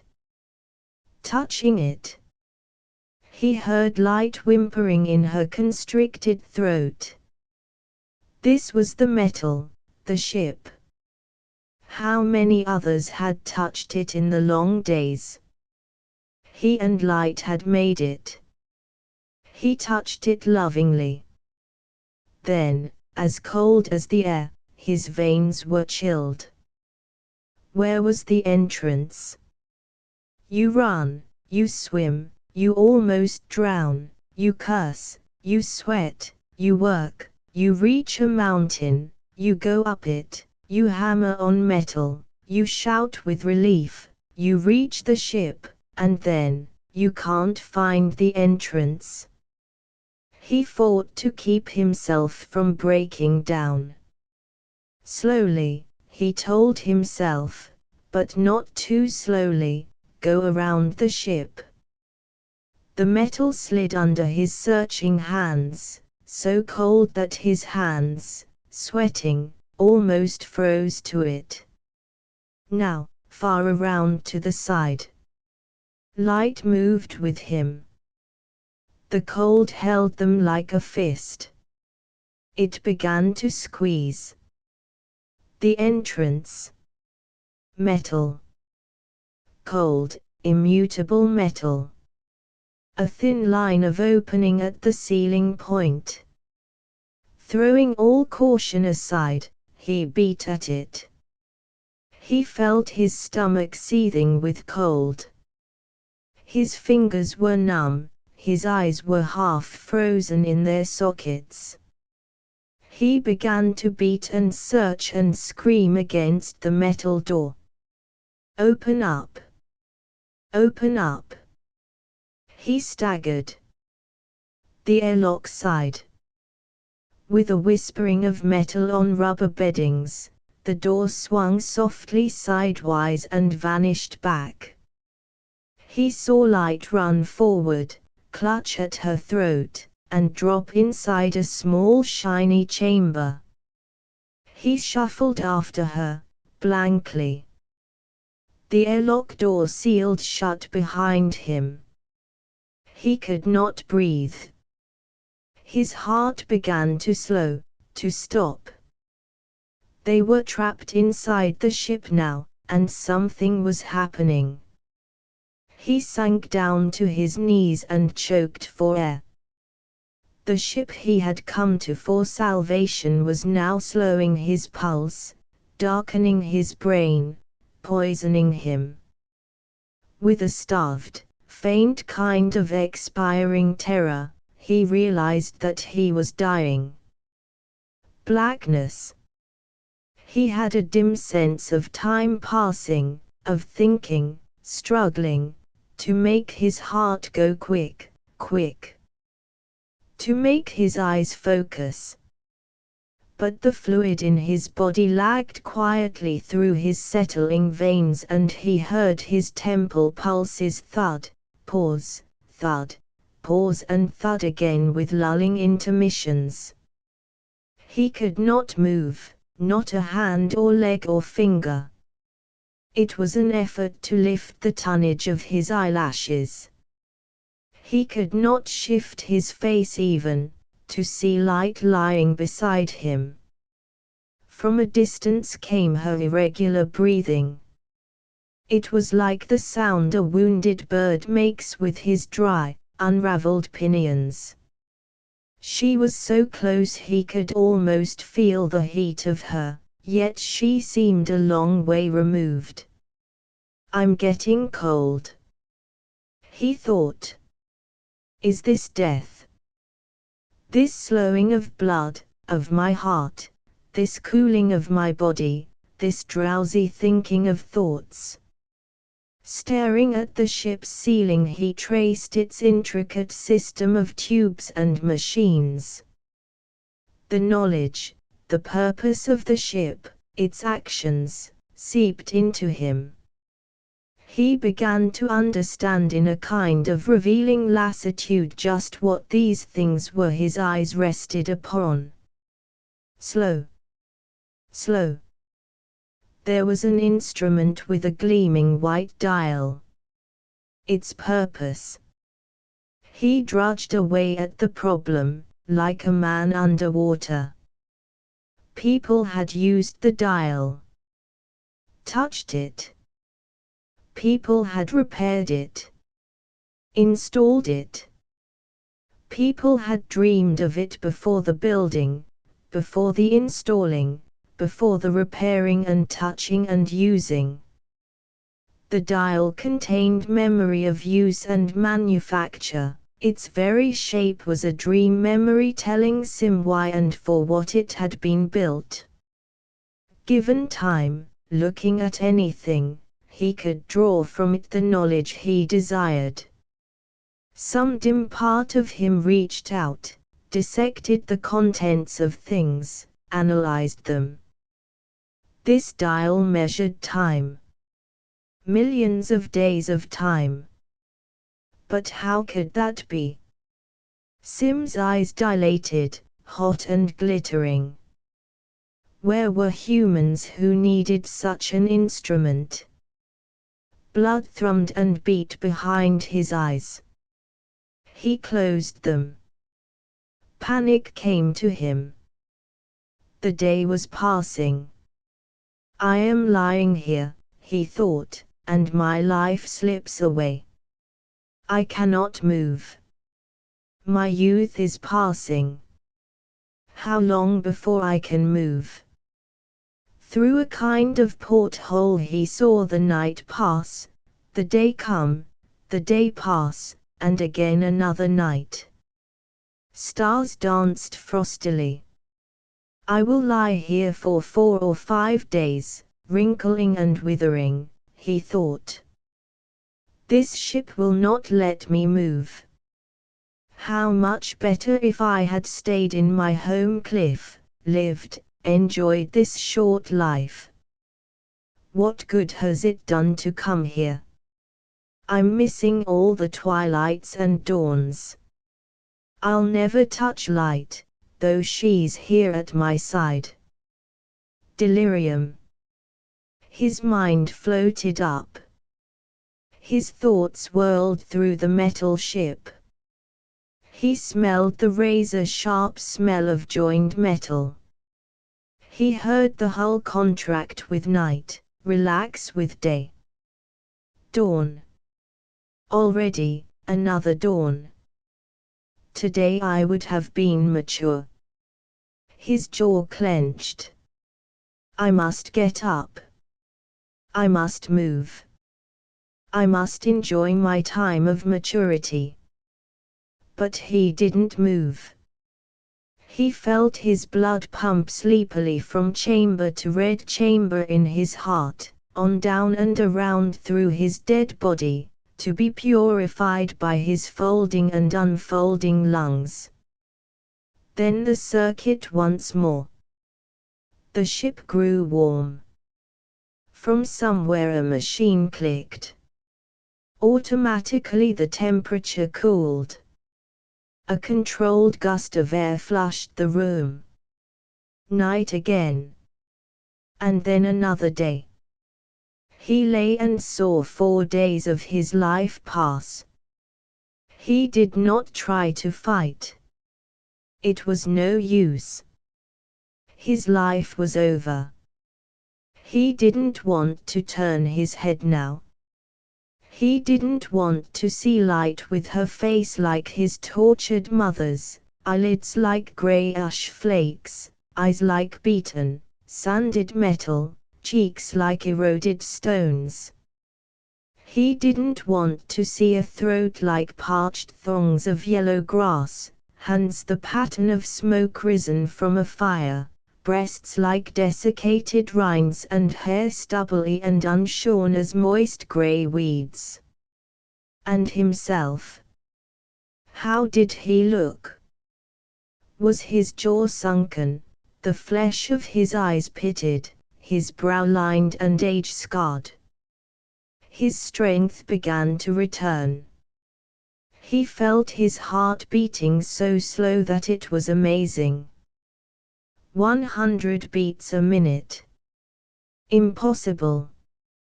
He felt so cool, so thoughtful, so easy. His head fell over to one side. He stared at light.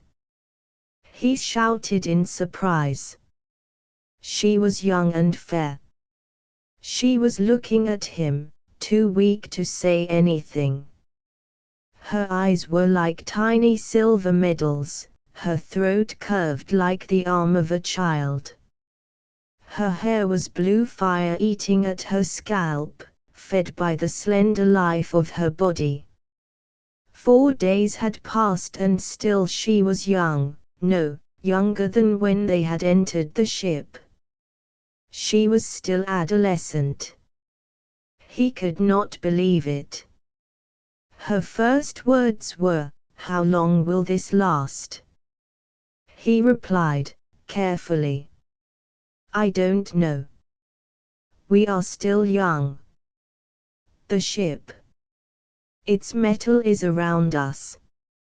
It cuts away the sun and the things that came from the sun to age us."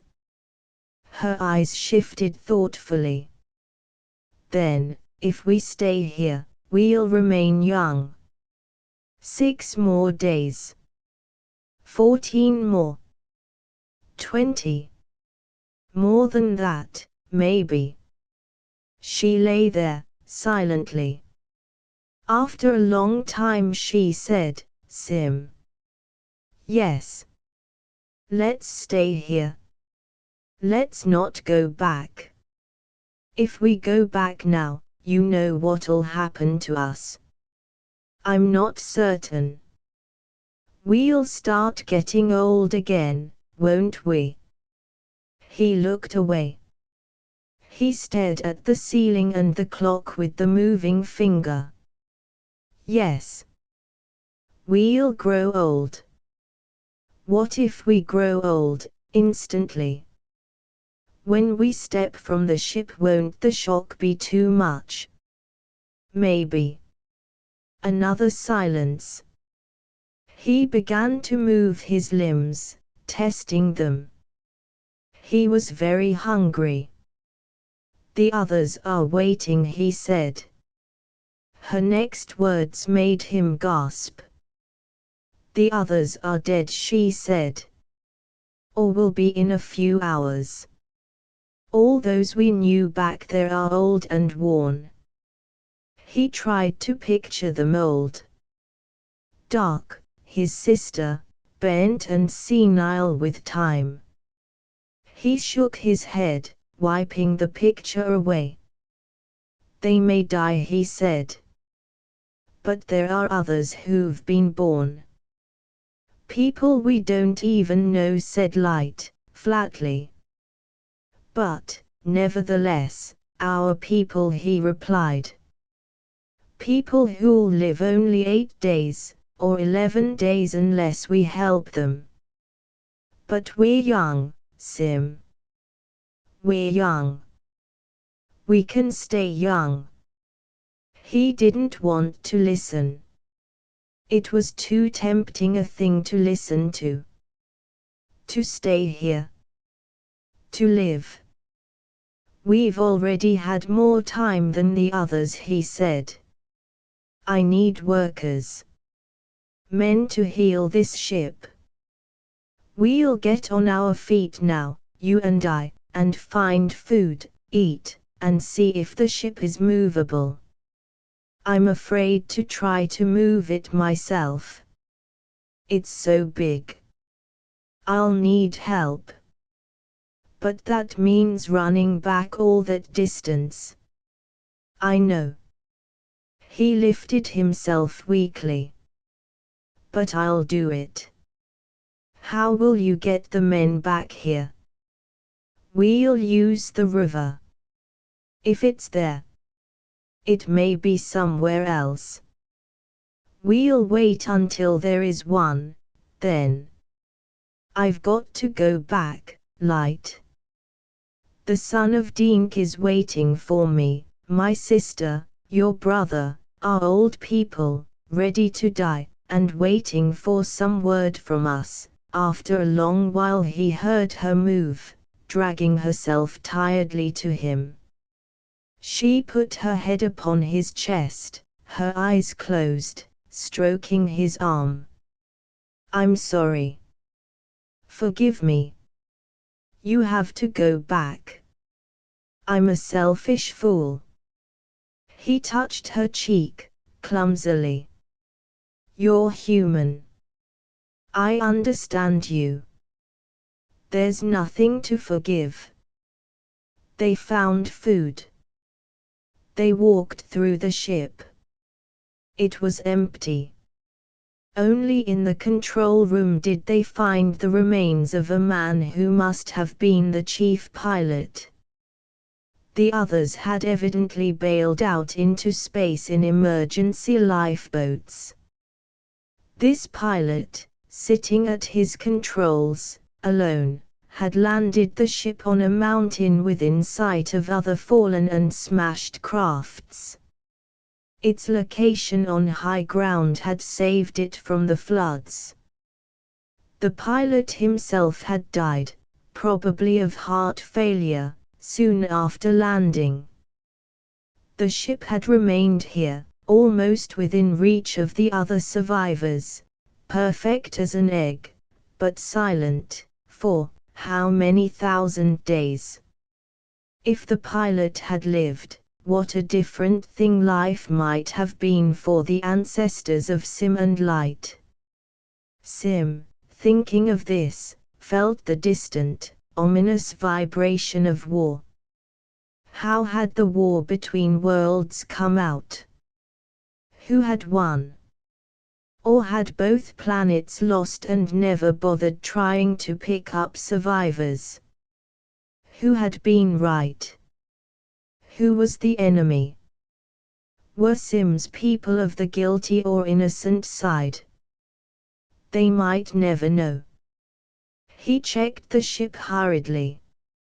He knew nothing of its workings, yet as he walked its corridors, patted its machines, he learned from it. It needed only a crew. One man couldn't possibly set the whole thing running again. He laid his hand upon one round, snout-like machine. He jerked his hand away, as if burnt. Light. What is it? He touched the machine again, caressed it. His hand trembled violently, his eyes welled with tears, his mouth opened and closed. He looked at the machine, loving it, then looked at Light. With this machine, he stammered, softly, incredulously. With this machine I can, what, Sim? He inserted his hand into a cup-like contraption with a lever inside. Out of porthole in front of him he could see the distant line of cliffs. We were afraid there might never be another river running by this mountain, weren't we? He asked, exultantly. Yes, Sim, but there will be a river. And I will come back, tonight. And I'll bring men with me. 500 men. Because with this machine I can blast a river bottom all the way to the cliffs, down which the waters will rush, giving myself and the men a swift, sure way of traveling back. He rubbed the machine's barrel-like body. When I touched it, the life and method of it shot into me. Watch. He depressed the lever. A beam of incandescent fire lanced out from the ship, screaming. Steadily, accurately, Sim began to cut away a riverbed for the storm waters to flow in. The night was turned to day by its hungry eating. The return to the cliffs was to be carried out by Sim alone. Light was to remain in the ship, in case of any mishap. The trip back seemed, at first glance, to be impossible. There would be no river rushing to cut his time, to sweep him along toward his destination. He would have to run the entire distance in the dawn, and the sun would get him, catch him before he'd reached safety. The only way to do it is to start before sunrise. But you'd be frozen, Sim. Here. He made adjustments on the machine that had just finished cutting the riverbed in the rock floor of the valley. He lifted the smooth snout of the gun, pressed the lever, left it down. A gout of fire shot toward the cliffs. He fingered the range control, focused the flame end 3 miles from its source. Done. He turned to Light. But I don't understand, she said. He opened the airlock door. It's bitter cold out, and half an hour yet till dawn. If I run parallel to the flame from the machine, close enough to it, there'll not be much heat but enough to sustain life, anyway. It doesn't sound safe, Light protested. Nothing does, on this world. He moved forward. I'll have a half-hour start. That should be enough to reach the cliffs. But if the machine should fail while you're still running near its beam. Let's not think of that, he said. A moment later he was outside. He staggered as if kicked in the stomach. His heart almost exploded in him. The environment of his world forced him into swift living again. He felt his pulse rise, kicking through his veins. The night was cold as death. The heat ray from the ship sliced across the valley, humming, solid and warm. He moved next to it, very close. One misstep in his running and, I'll be back, he called to Light. He and the ray of light went together. In the early morning the peoples in the cave saw the long finger of orange incandescence and the weird whitish apparition floating, running along beside it. There was muttering and superstition. So when Sim finally reached the cliffs of his childhood he saw alien peoples swarming there. There were no familiar faces. Then he realized how foolish it was to expect familiar faces. One of the older men glared down at him. "Who are you?" he shouted. "Are you from the enemy cliff? What's your name?" "I am Sim, the son of Sim." "Sim!" An old woman shrieked from the cliff above him. She came hobbling down the stone pathway. "Sim, Sim, it is you." He looked at her, frankly bewildered. "But I don't know you," he murmured. "Sim, don't you recognize me?" "Oh, Sim, it's me." Dark. Dark. He felt sick at his stomach. She fell into his arms. This old, trembling woman with the half-blind eyes, his sister. Another face appeared above. That of an old man. A cruel, bitter face. It looked down at Sim and snarled. "Drive him away," cried the old man. "He comes from the cliff of the enemy. He's lived there. He's still young. Those who go there can never come back among us. Disloyal beast." And a rock hurtled down. Sim leaped aside, pulling the old woman with him. A roar came from the people. They ran toward Sim, shaking their fists. "Kill him, raved the old man, and Sim did not know who he was. "Stop!" Sim held out his hands. "I come from the ship." "The ship." The people slowed. Dark clung to him, looking up into his young face, puzzling over its smoothness. "Kill him, kill him, kill him," croaked the old man, and picked up another rock. "I offer you 10 days, 20 days, 30 more days of life." The people stopped. Their mouths hung open.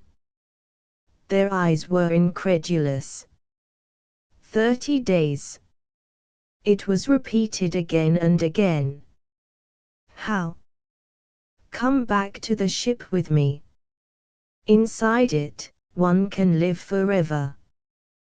The old man lifted high a rock, then, choking, fell forward in an apoplectic fit, and tumbled down the rocks to lie at Sim's feet. Sim bent to peer at the Ancient One, at the bleary, dead eyes, the loose, sneering lips, the crumpled, quiet body. "Chian." "Yes," said Dark behind him, in a croaking, strange voice. "Your enemy." "Chian." That night 1,000 warriors started for the ship as if going to war. The water ran in the new channel. 500 of them were drowned or lost behind in the cold. The others, with Sim, got through to the ship. Light awaited them, and threw wide the metal door. The weeks passed. Generations lived and died in the cliffs, while the 500 workers labored over the ship, learning its functions and its parts. On the last day they disbanded. Each ran to his station. Now there was a destiny of travel who still remained behind. Sim touched the control plates under his fingers. Light, rubbing her eyes, came and sat on the floor next to him, resting her head against his knee, drowsily. "I had a dream," she said, looking off at something far away. "I dreamed I lived in caves in a cliff on a cold hot planet where people grew old and died in 8 days and were burnt." "What an impossible dream," said Sim. "People couldn't possibly live in such a nightmare." "Forget it. You're awake now." He touched the plates gently. The ship rose and moved into space. Sim was right. The nightmare was over at last. Transcriber's note: no section 3 or V heading in original text. Asterisk asterisk asterisk End of the Project Gutenberg ebook The Creatures That Time Forgot asterisk asterisk asterisk Updated editions will replace the previous one, the old editions will be renamed. Creating the works from print editions not protected by U.S. copyright law means that no one owns a United States copyright in these works, so the Foundation, and you, can copy and distribute it in the United States without permission and without paying copyright royalties. Special rules, set forth in the general terms of use part of this license, apply to copying and distributing Project Gutenberg trademark symbol electronic works to protect the Project Gutenberg trademark symbol concept and trademark. Project Gutenberg is a registered trademark, and may not be used if you charge for an ebook, except by following the terms of the trademark license, including paying royalties for use of the Project Gutenberg trademark. If you do not charge anything for copies of this ebook, complying with the trademark license is very easy. You may use this ebook for nearly any purpose, such as creation of derivative works, reports, performances and research. Project Gutenberg ebooks may be modified and printed and given away. You may do practically anything in the United States with ebooks not protected by U.S. copyright law. Redistribution is subject to the trademark license, especially commercial redistribution. Start. Full license. The full Project Gutenberg license. Please read this before you distribute or use this work to protect the Project Gutenberg trademark symbol mission of promoting the free distribution of electronic works. By using or distributing this work, or any other work associated in any way with the phrase Project Gutenberg, you agree to comply with all the terms of the full Project Gutenberg trademark symbol license available with this file or online at www.gutenberg.org/license. Section 1. General Terms of Use and Redistributing Project Gutenberg Trademark Symbol Electronic Works 1.0. By reading or using any part of this Project Gutenberg trademark symbol electronic work, you indicate that you have read, understand, agree to and accept all the terms of this license and intellectual property, trademark/copyright, agreement. If you do not agree to abide by all the terms of this agreement, you must cease using and return or destroy all copies of Project Gutenberg trademark symbol electronic works in your possession. If you paid a fee for obtaining a copy of or access to a Project Gutenberg trademark symbol electronic work and you do not agree to be bound by the terms of this agreement, you may obtain a refund from the person or entity to whom you paid the fee as set forth in paragraph 1.e.8. 1.b Project Gutenberg is a registered trademark. It may only be used on or associated in any way with an electronic work by people who agree to be bound by the terms of this agreement. There are a few things that you can do with most Project Gutenberg trademark symbol electronic works even without complying with the full terms of this agreement. See paragraph 1.c below. There are a lot of things you can do with Project Gutenberg trademark symbol electronic works if you follow the terms of this agreement and help preserve free future access to Project Gutenberg trademark symbol electronic works. See paragraph 1.e below.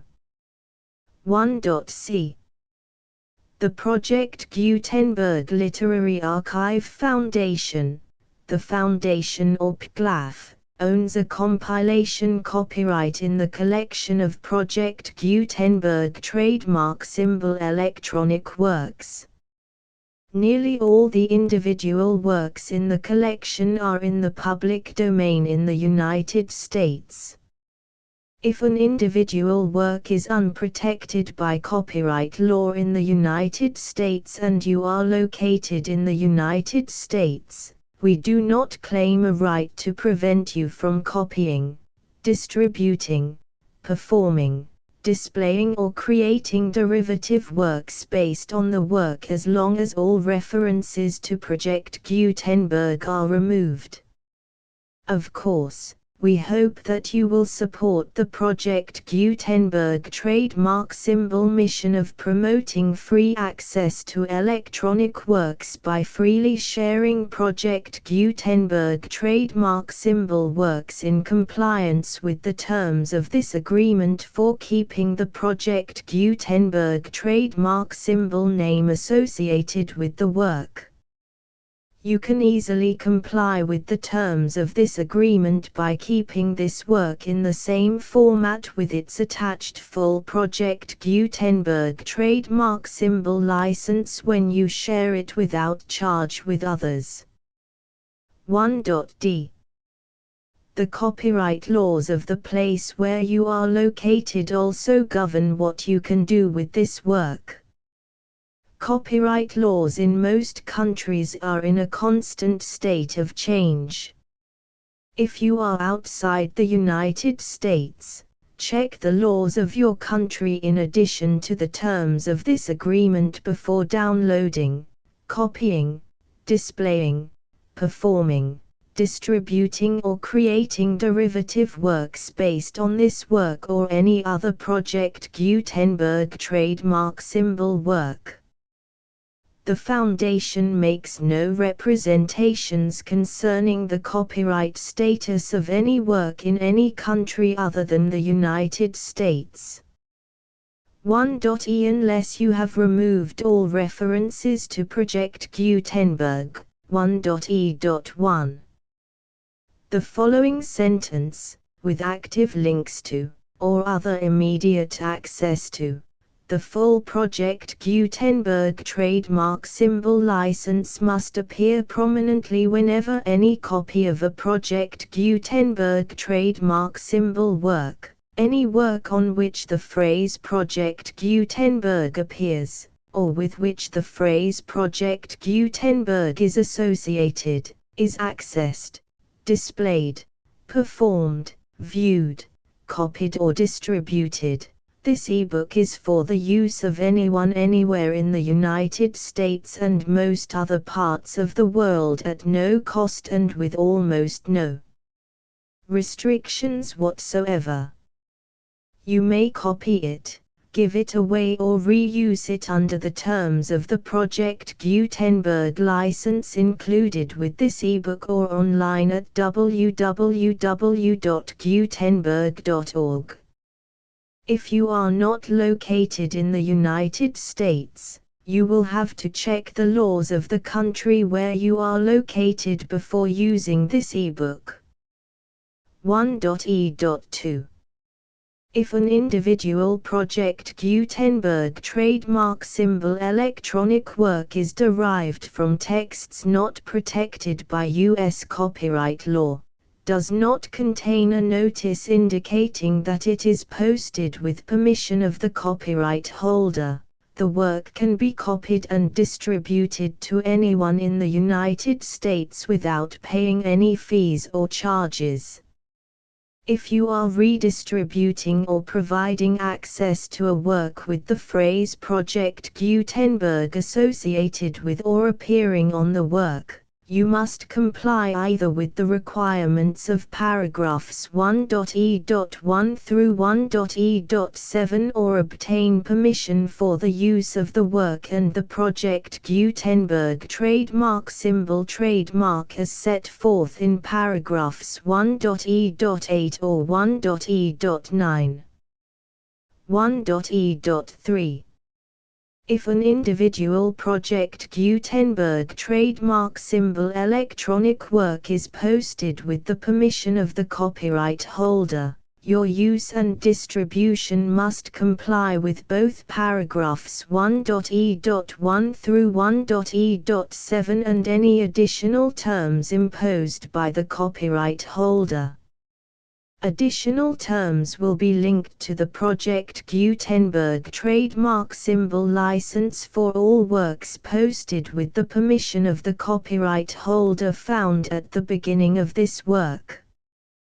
1.e.4 Do not unlink or detach or remove the full Project Gutenberg trademark symbol license terms from this work, or any files containing a part of this work or any other work associated with Project Gutenberg trademark symbol.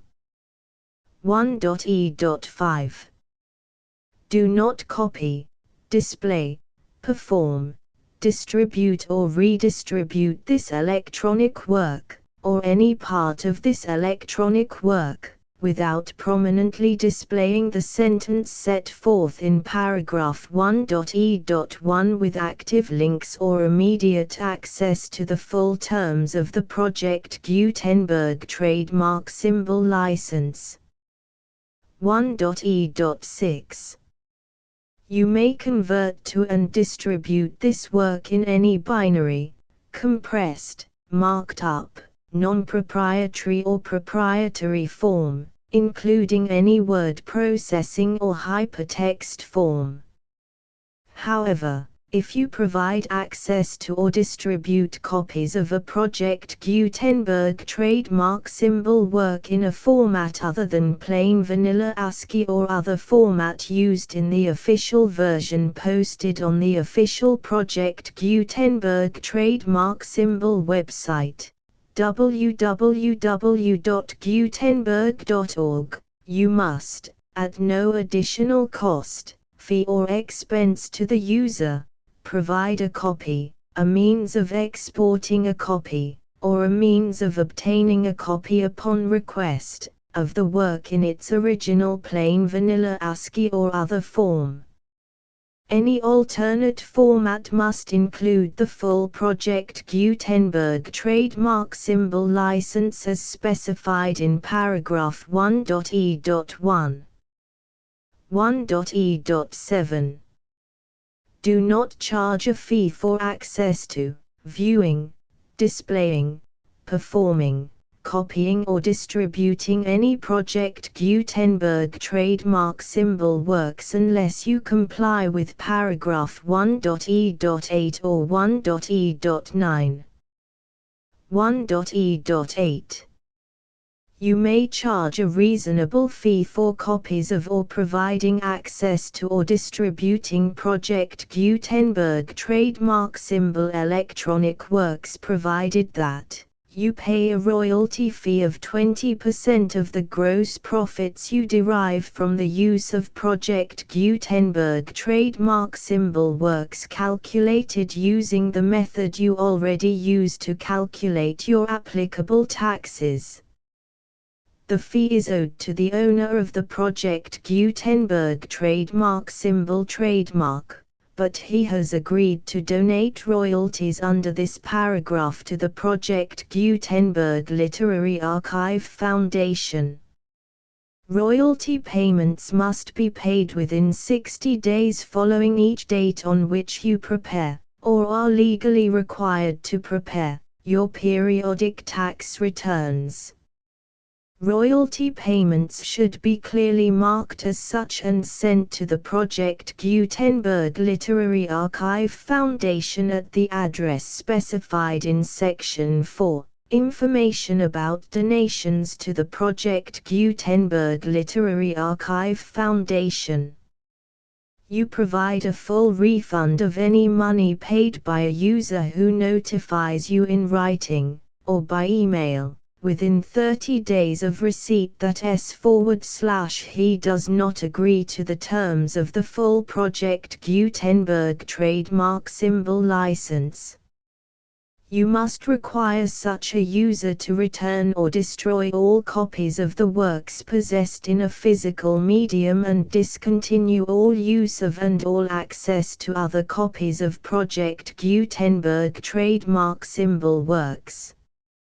You provide, in accordance with paragraph 1.f.3, a full refund of any money paid for a work or a replacement copy, if a defect in the electronic work is discovered and reported to you within 90 days of receipt of the work.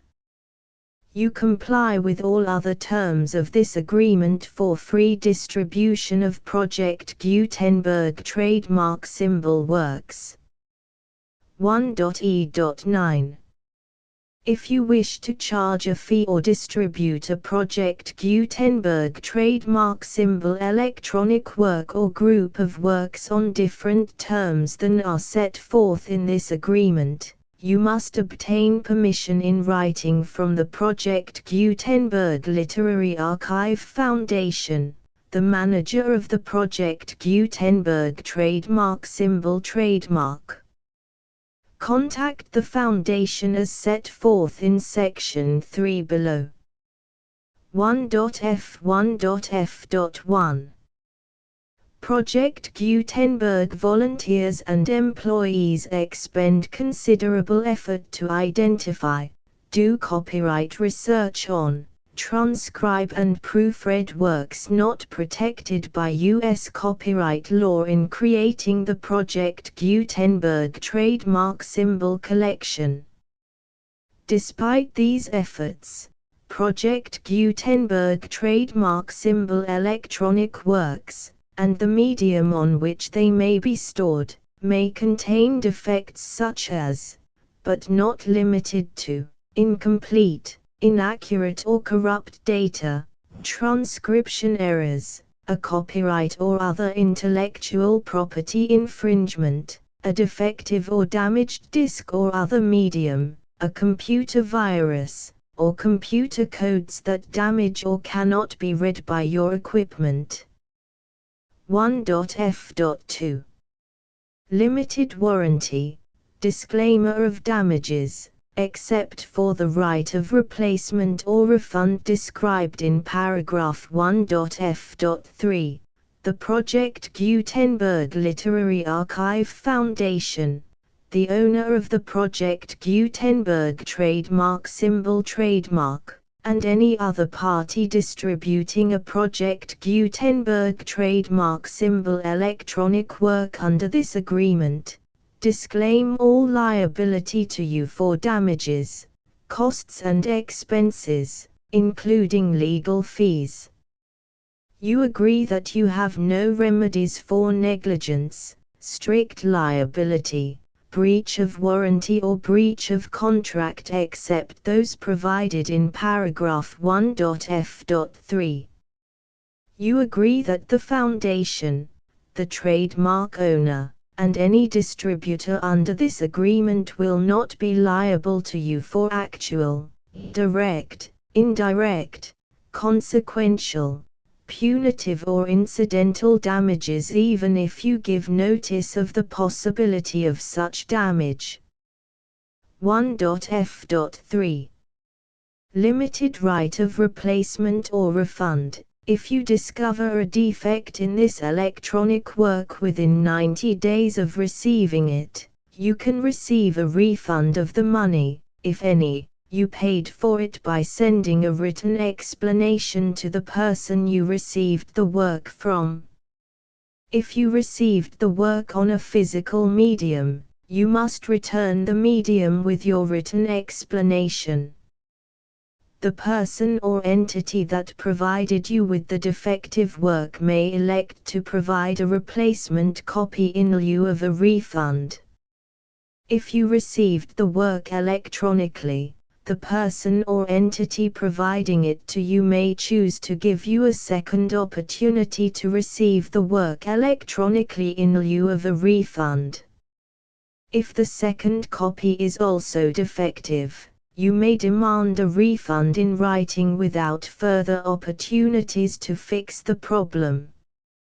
1.f.4 Except for the limited right of replacement or refund set forth in paragraph 1.f.3, this work is provided to you as is, with no other warranties of any kind, express or implied, including but not limited to warranties of merchantability or fitness for any purpose. 1.f.5 Some states do not allow disclaimers of certain implied warranties or the exclusion or limitation of certain types of damages. If any disclaimer or limitation set forth in this agreement violates the law of the state applicable to this agreement, the agreement shall be interpreted to make the maximum disclaimer or limitation permitted by the applicable state law. The invalidity or unenforceability of any provision of this agreement shall not void the remaining provisions. 1.f.6 Indemnity. You agree to indemnify and hold the foundation, the trademark owner, any agent or employee of the foundation, anyone providing copies of Project Gutenberg trademark symbol electronic works in accordance with this agreement, and any volunteers associated with the production, promotion and distribution of Project Gutenberg trademark symbol electronic works, harmless from all liability, costs and expenses, including legal fees, that arise directly or indirectly from any of the following which you do or cause to occur. A. Distribution of this or any Project Gutenberg trademark symbol work. B. Alteration, modification, or additions or deletions to any Project Gutenberg trademark symbol work, and c. Any defect you cause. Section 2. Information about the mission of Project Gutenberg trademark symbol. Project Gutenberg trademark symbol is synonymous with the free distribution of electronic works in formats readable by the widest variety of computers, including obsolete, old, middle-aged and new computers. It exists because of the efforts of hundreds of volunteers and donations from people in all walks of life. Volunteers and financial support to provide volunteers with the assistance they need are critical to reaching Project Gutenberg trademark symbol's goals and ensuring that the Project Gutenberg trademark symbol collection will remain freely available for generations to come. In 2001, The Project Gutenberg Literary Archive Foundation was created to provide a secure and permanent future for Project Gutenberg trademark symbol and future generations. To learn more about the Project Gutenberg Literary Archive Foundation and how your efforts and donations can help, see sections 3 and 4 and the Foundation information page at www.gutenberg.org. Section 3. Information about the Project Gutenberg Literary Archive Foundation. The Project Gutenberg Literary Archive Foundation is a non-profit 501(c)(3) educational corporation organized under the laws of the state of Mississippi and granted tax-exempt status by the Internal Revenue Service. The Foundation's IN or Federal Tax Identification Number is 64-6221541. Contributions to the Project Gutenberg Literary Archive Foundation are tax-deductible to the full extent permitted by U.S. federal laws and your state's laws.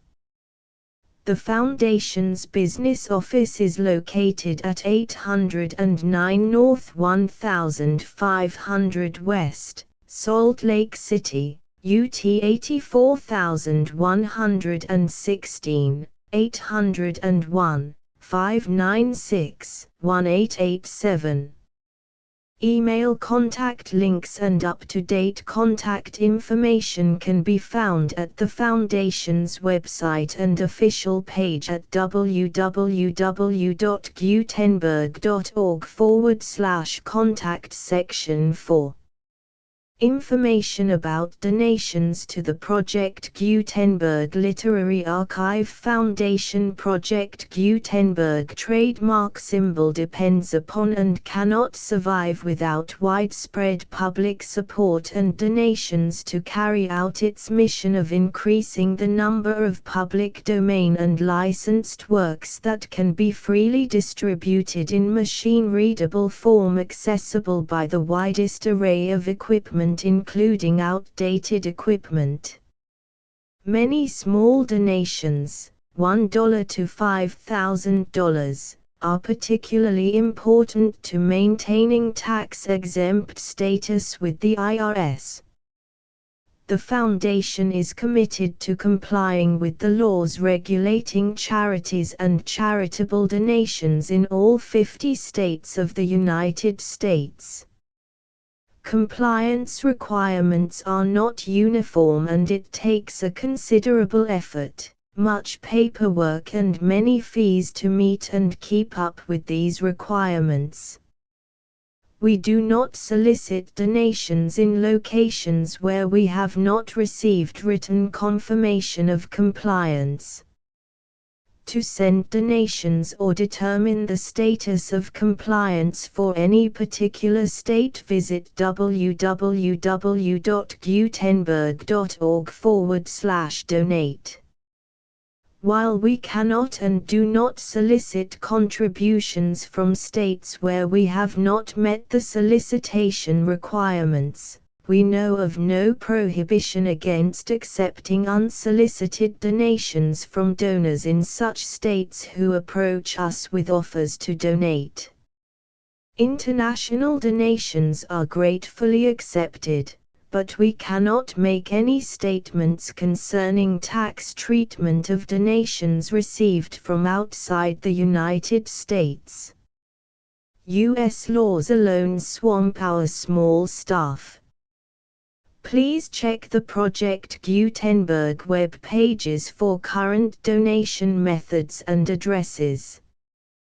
Donations are accepted in a number of other ways including checks, online payments and credit card donations. To donate, please visit www.gutenberg.org/donate. Section 5. General information about Project Gutenberg trademark symbol electronic works. Professor Michael S. Hart was the originator of the Project Gutenberg trademark symbol concept of a library of electronic works that could be freely shared with anyone. For 40 years, he produced and distributed Project Gutenberg trademark symbol ebooks with only a loose network of volunteer support.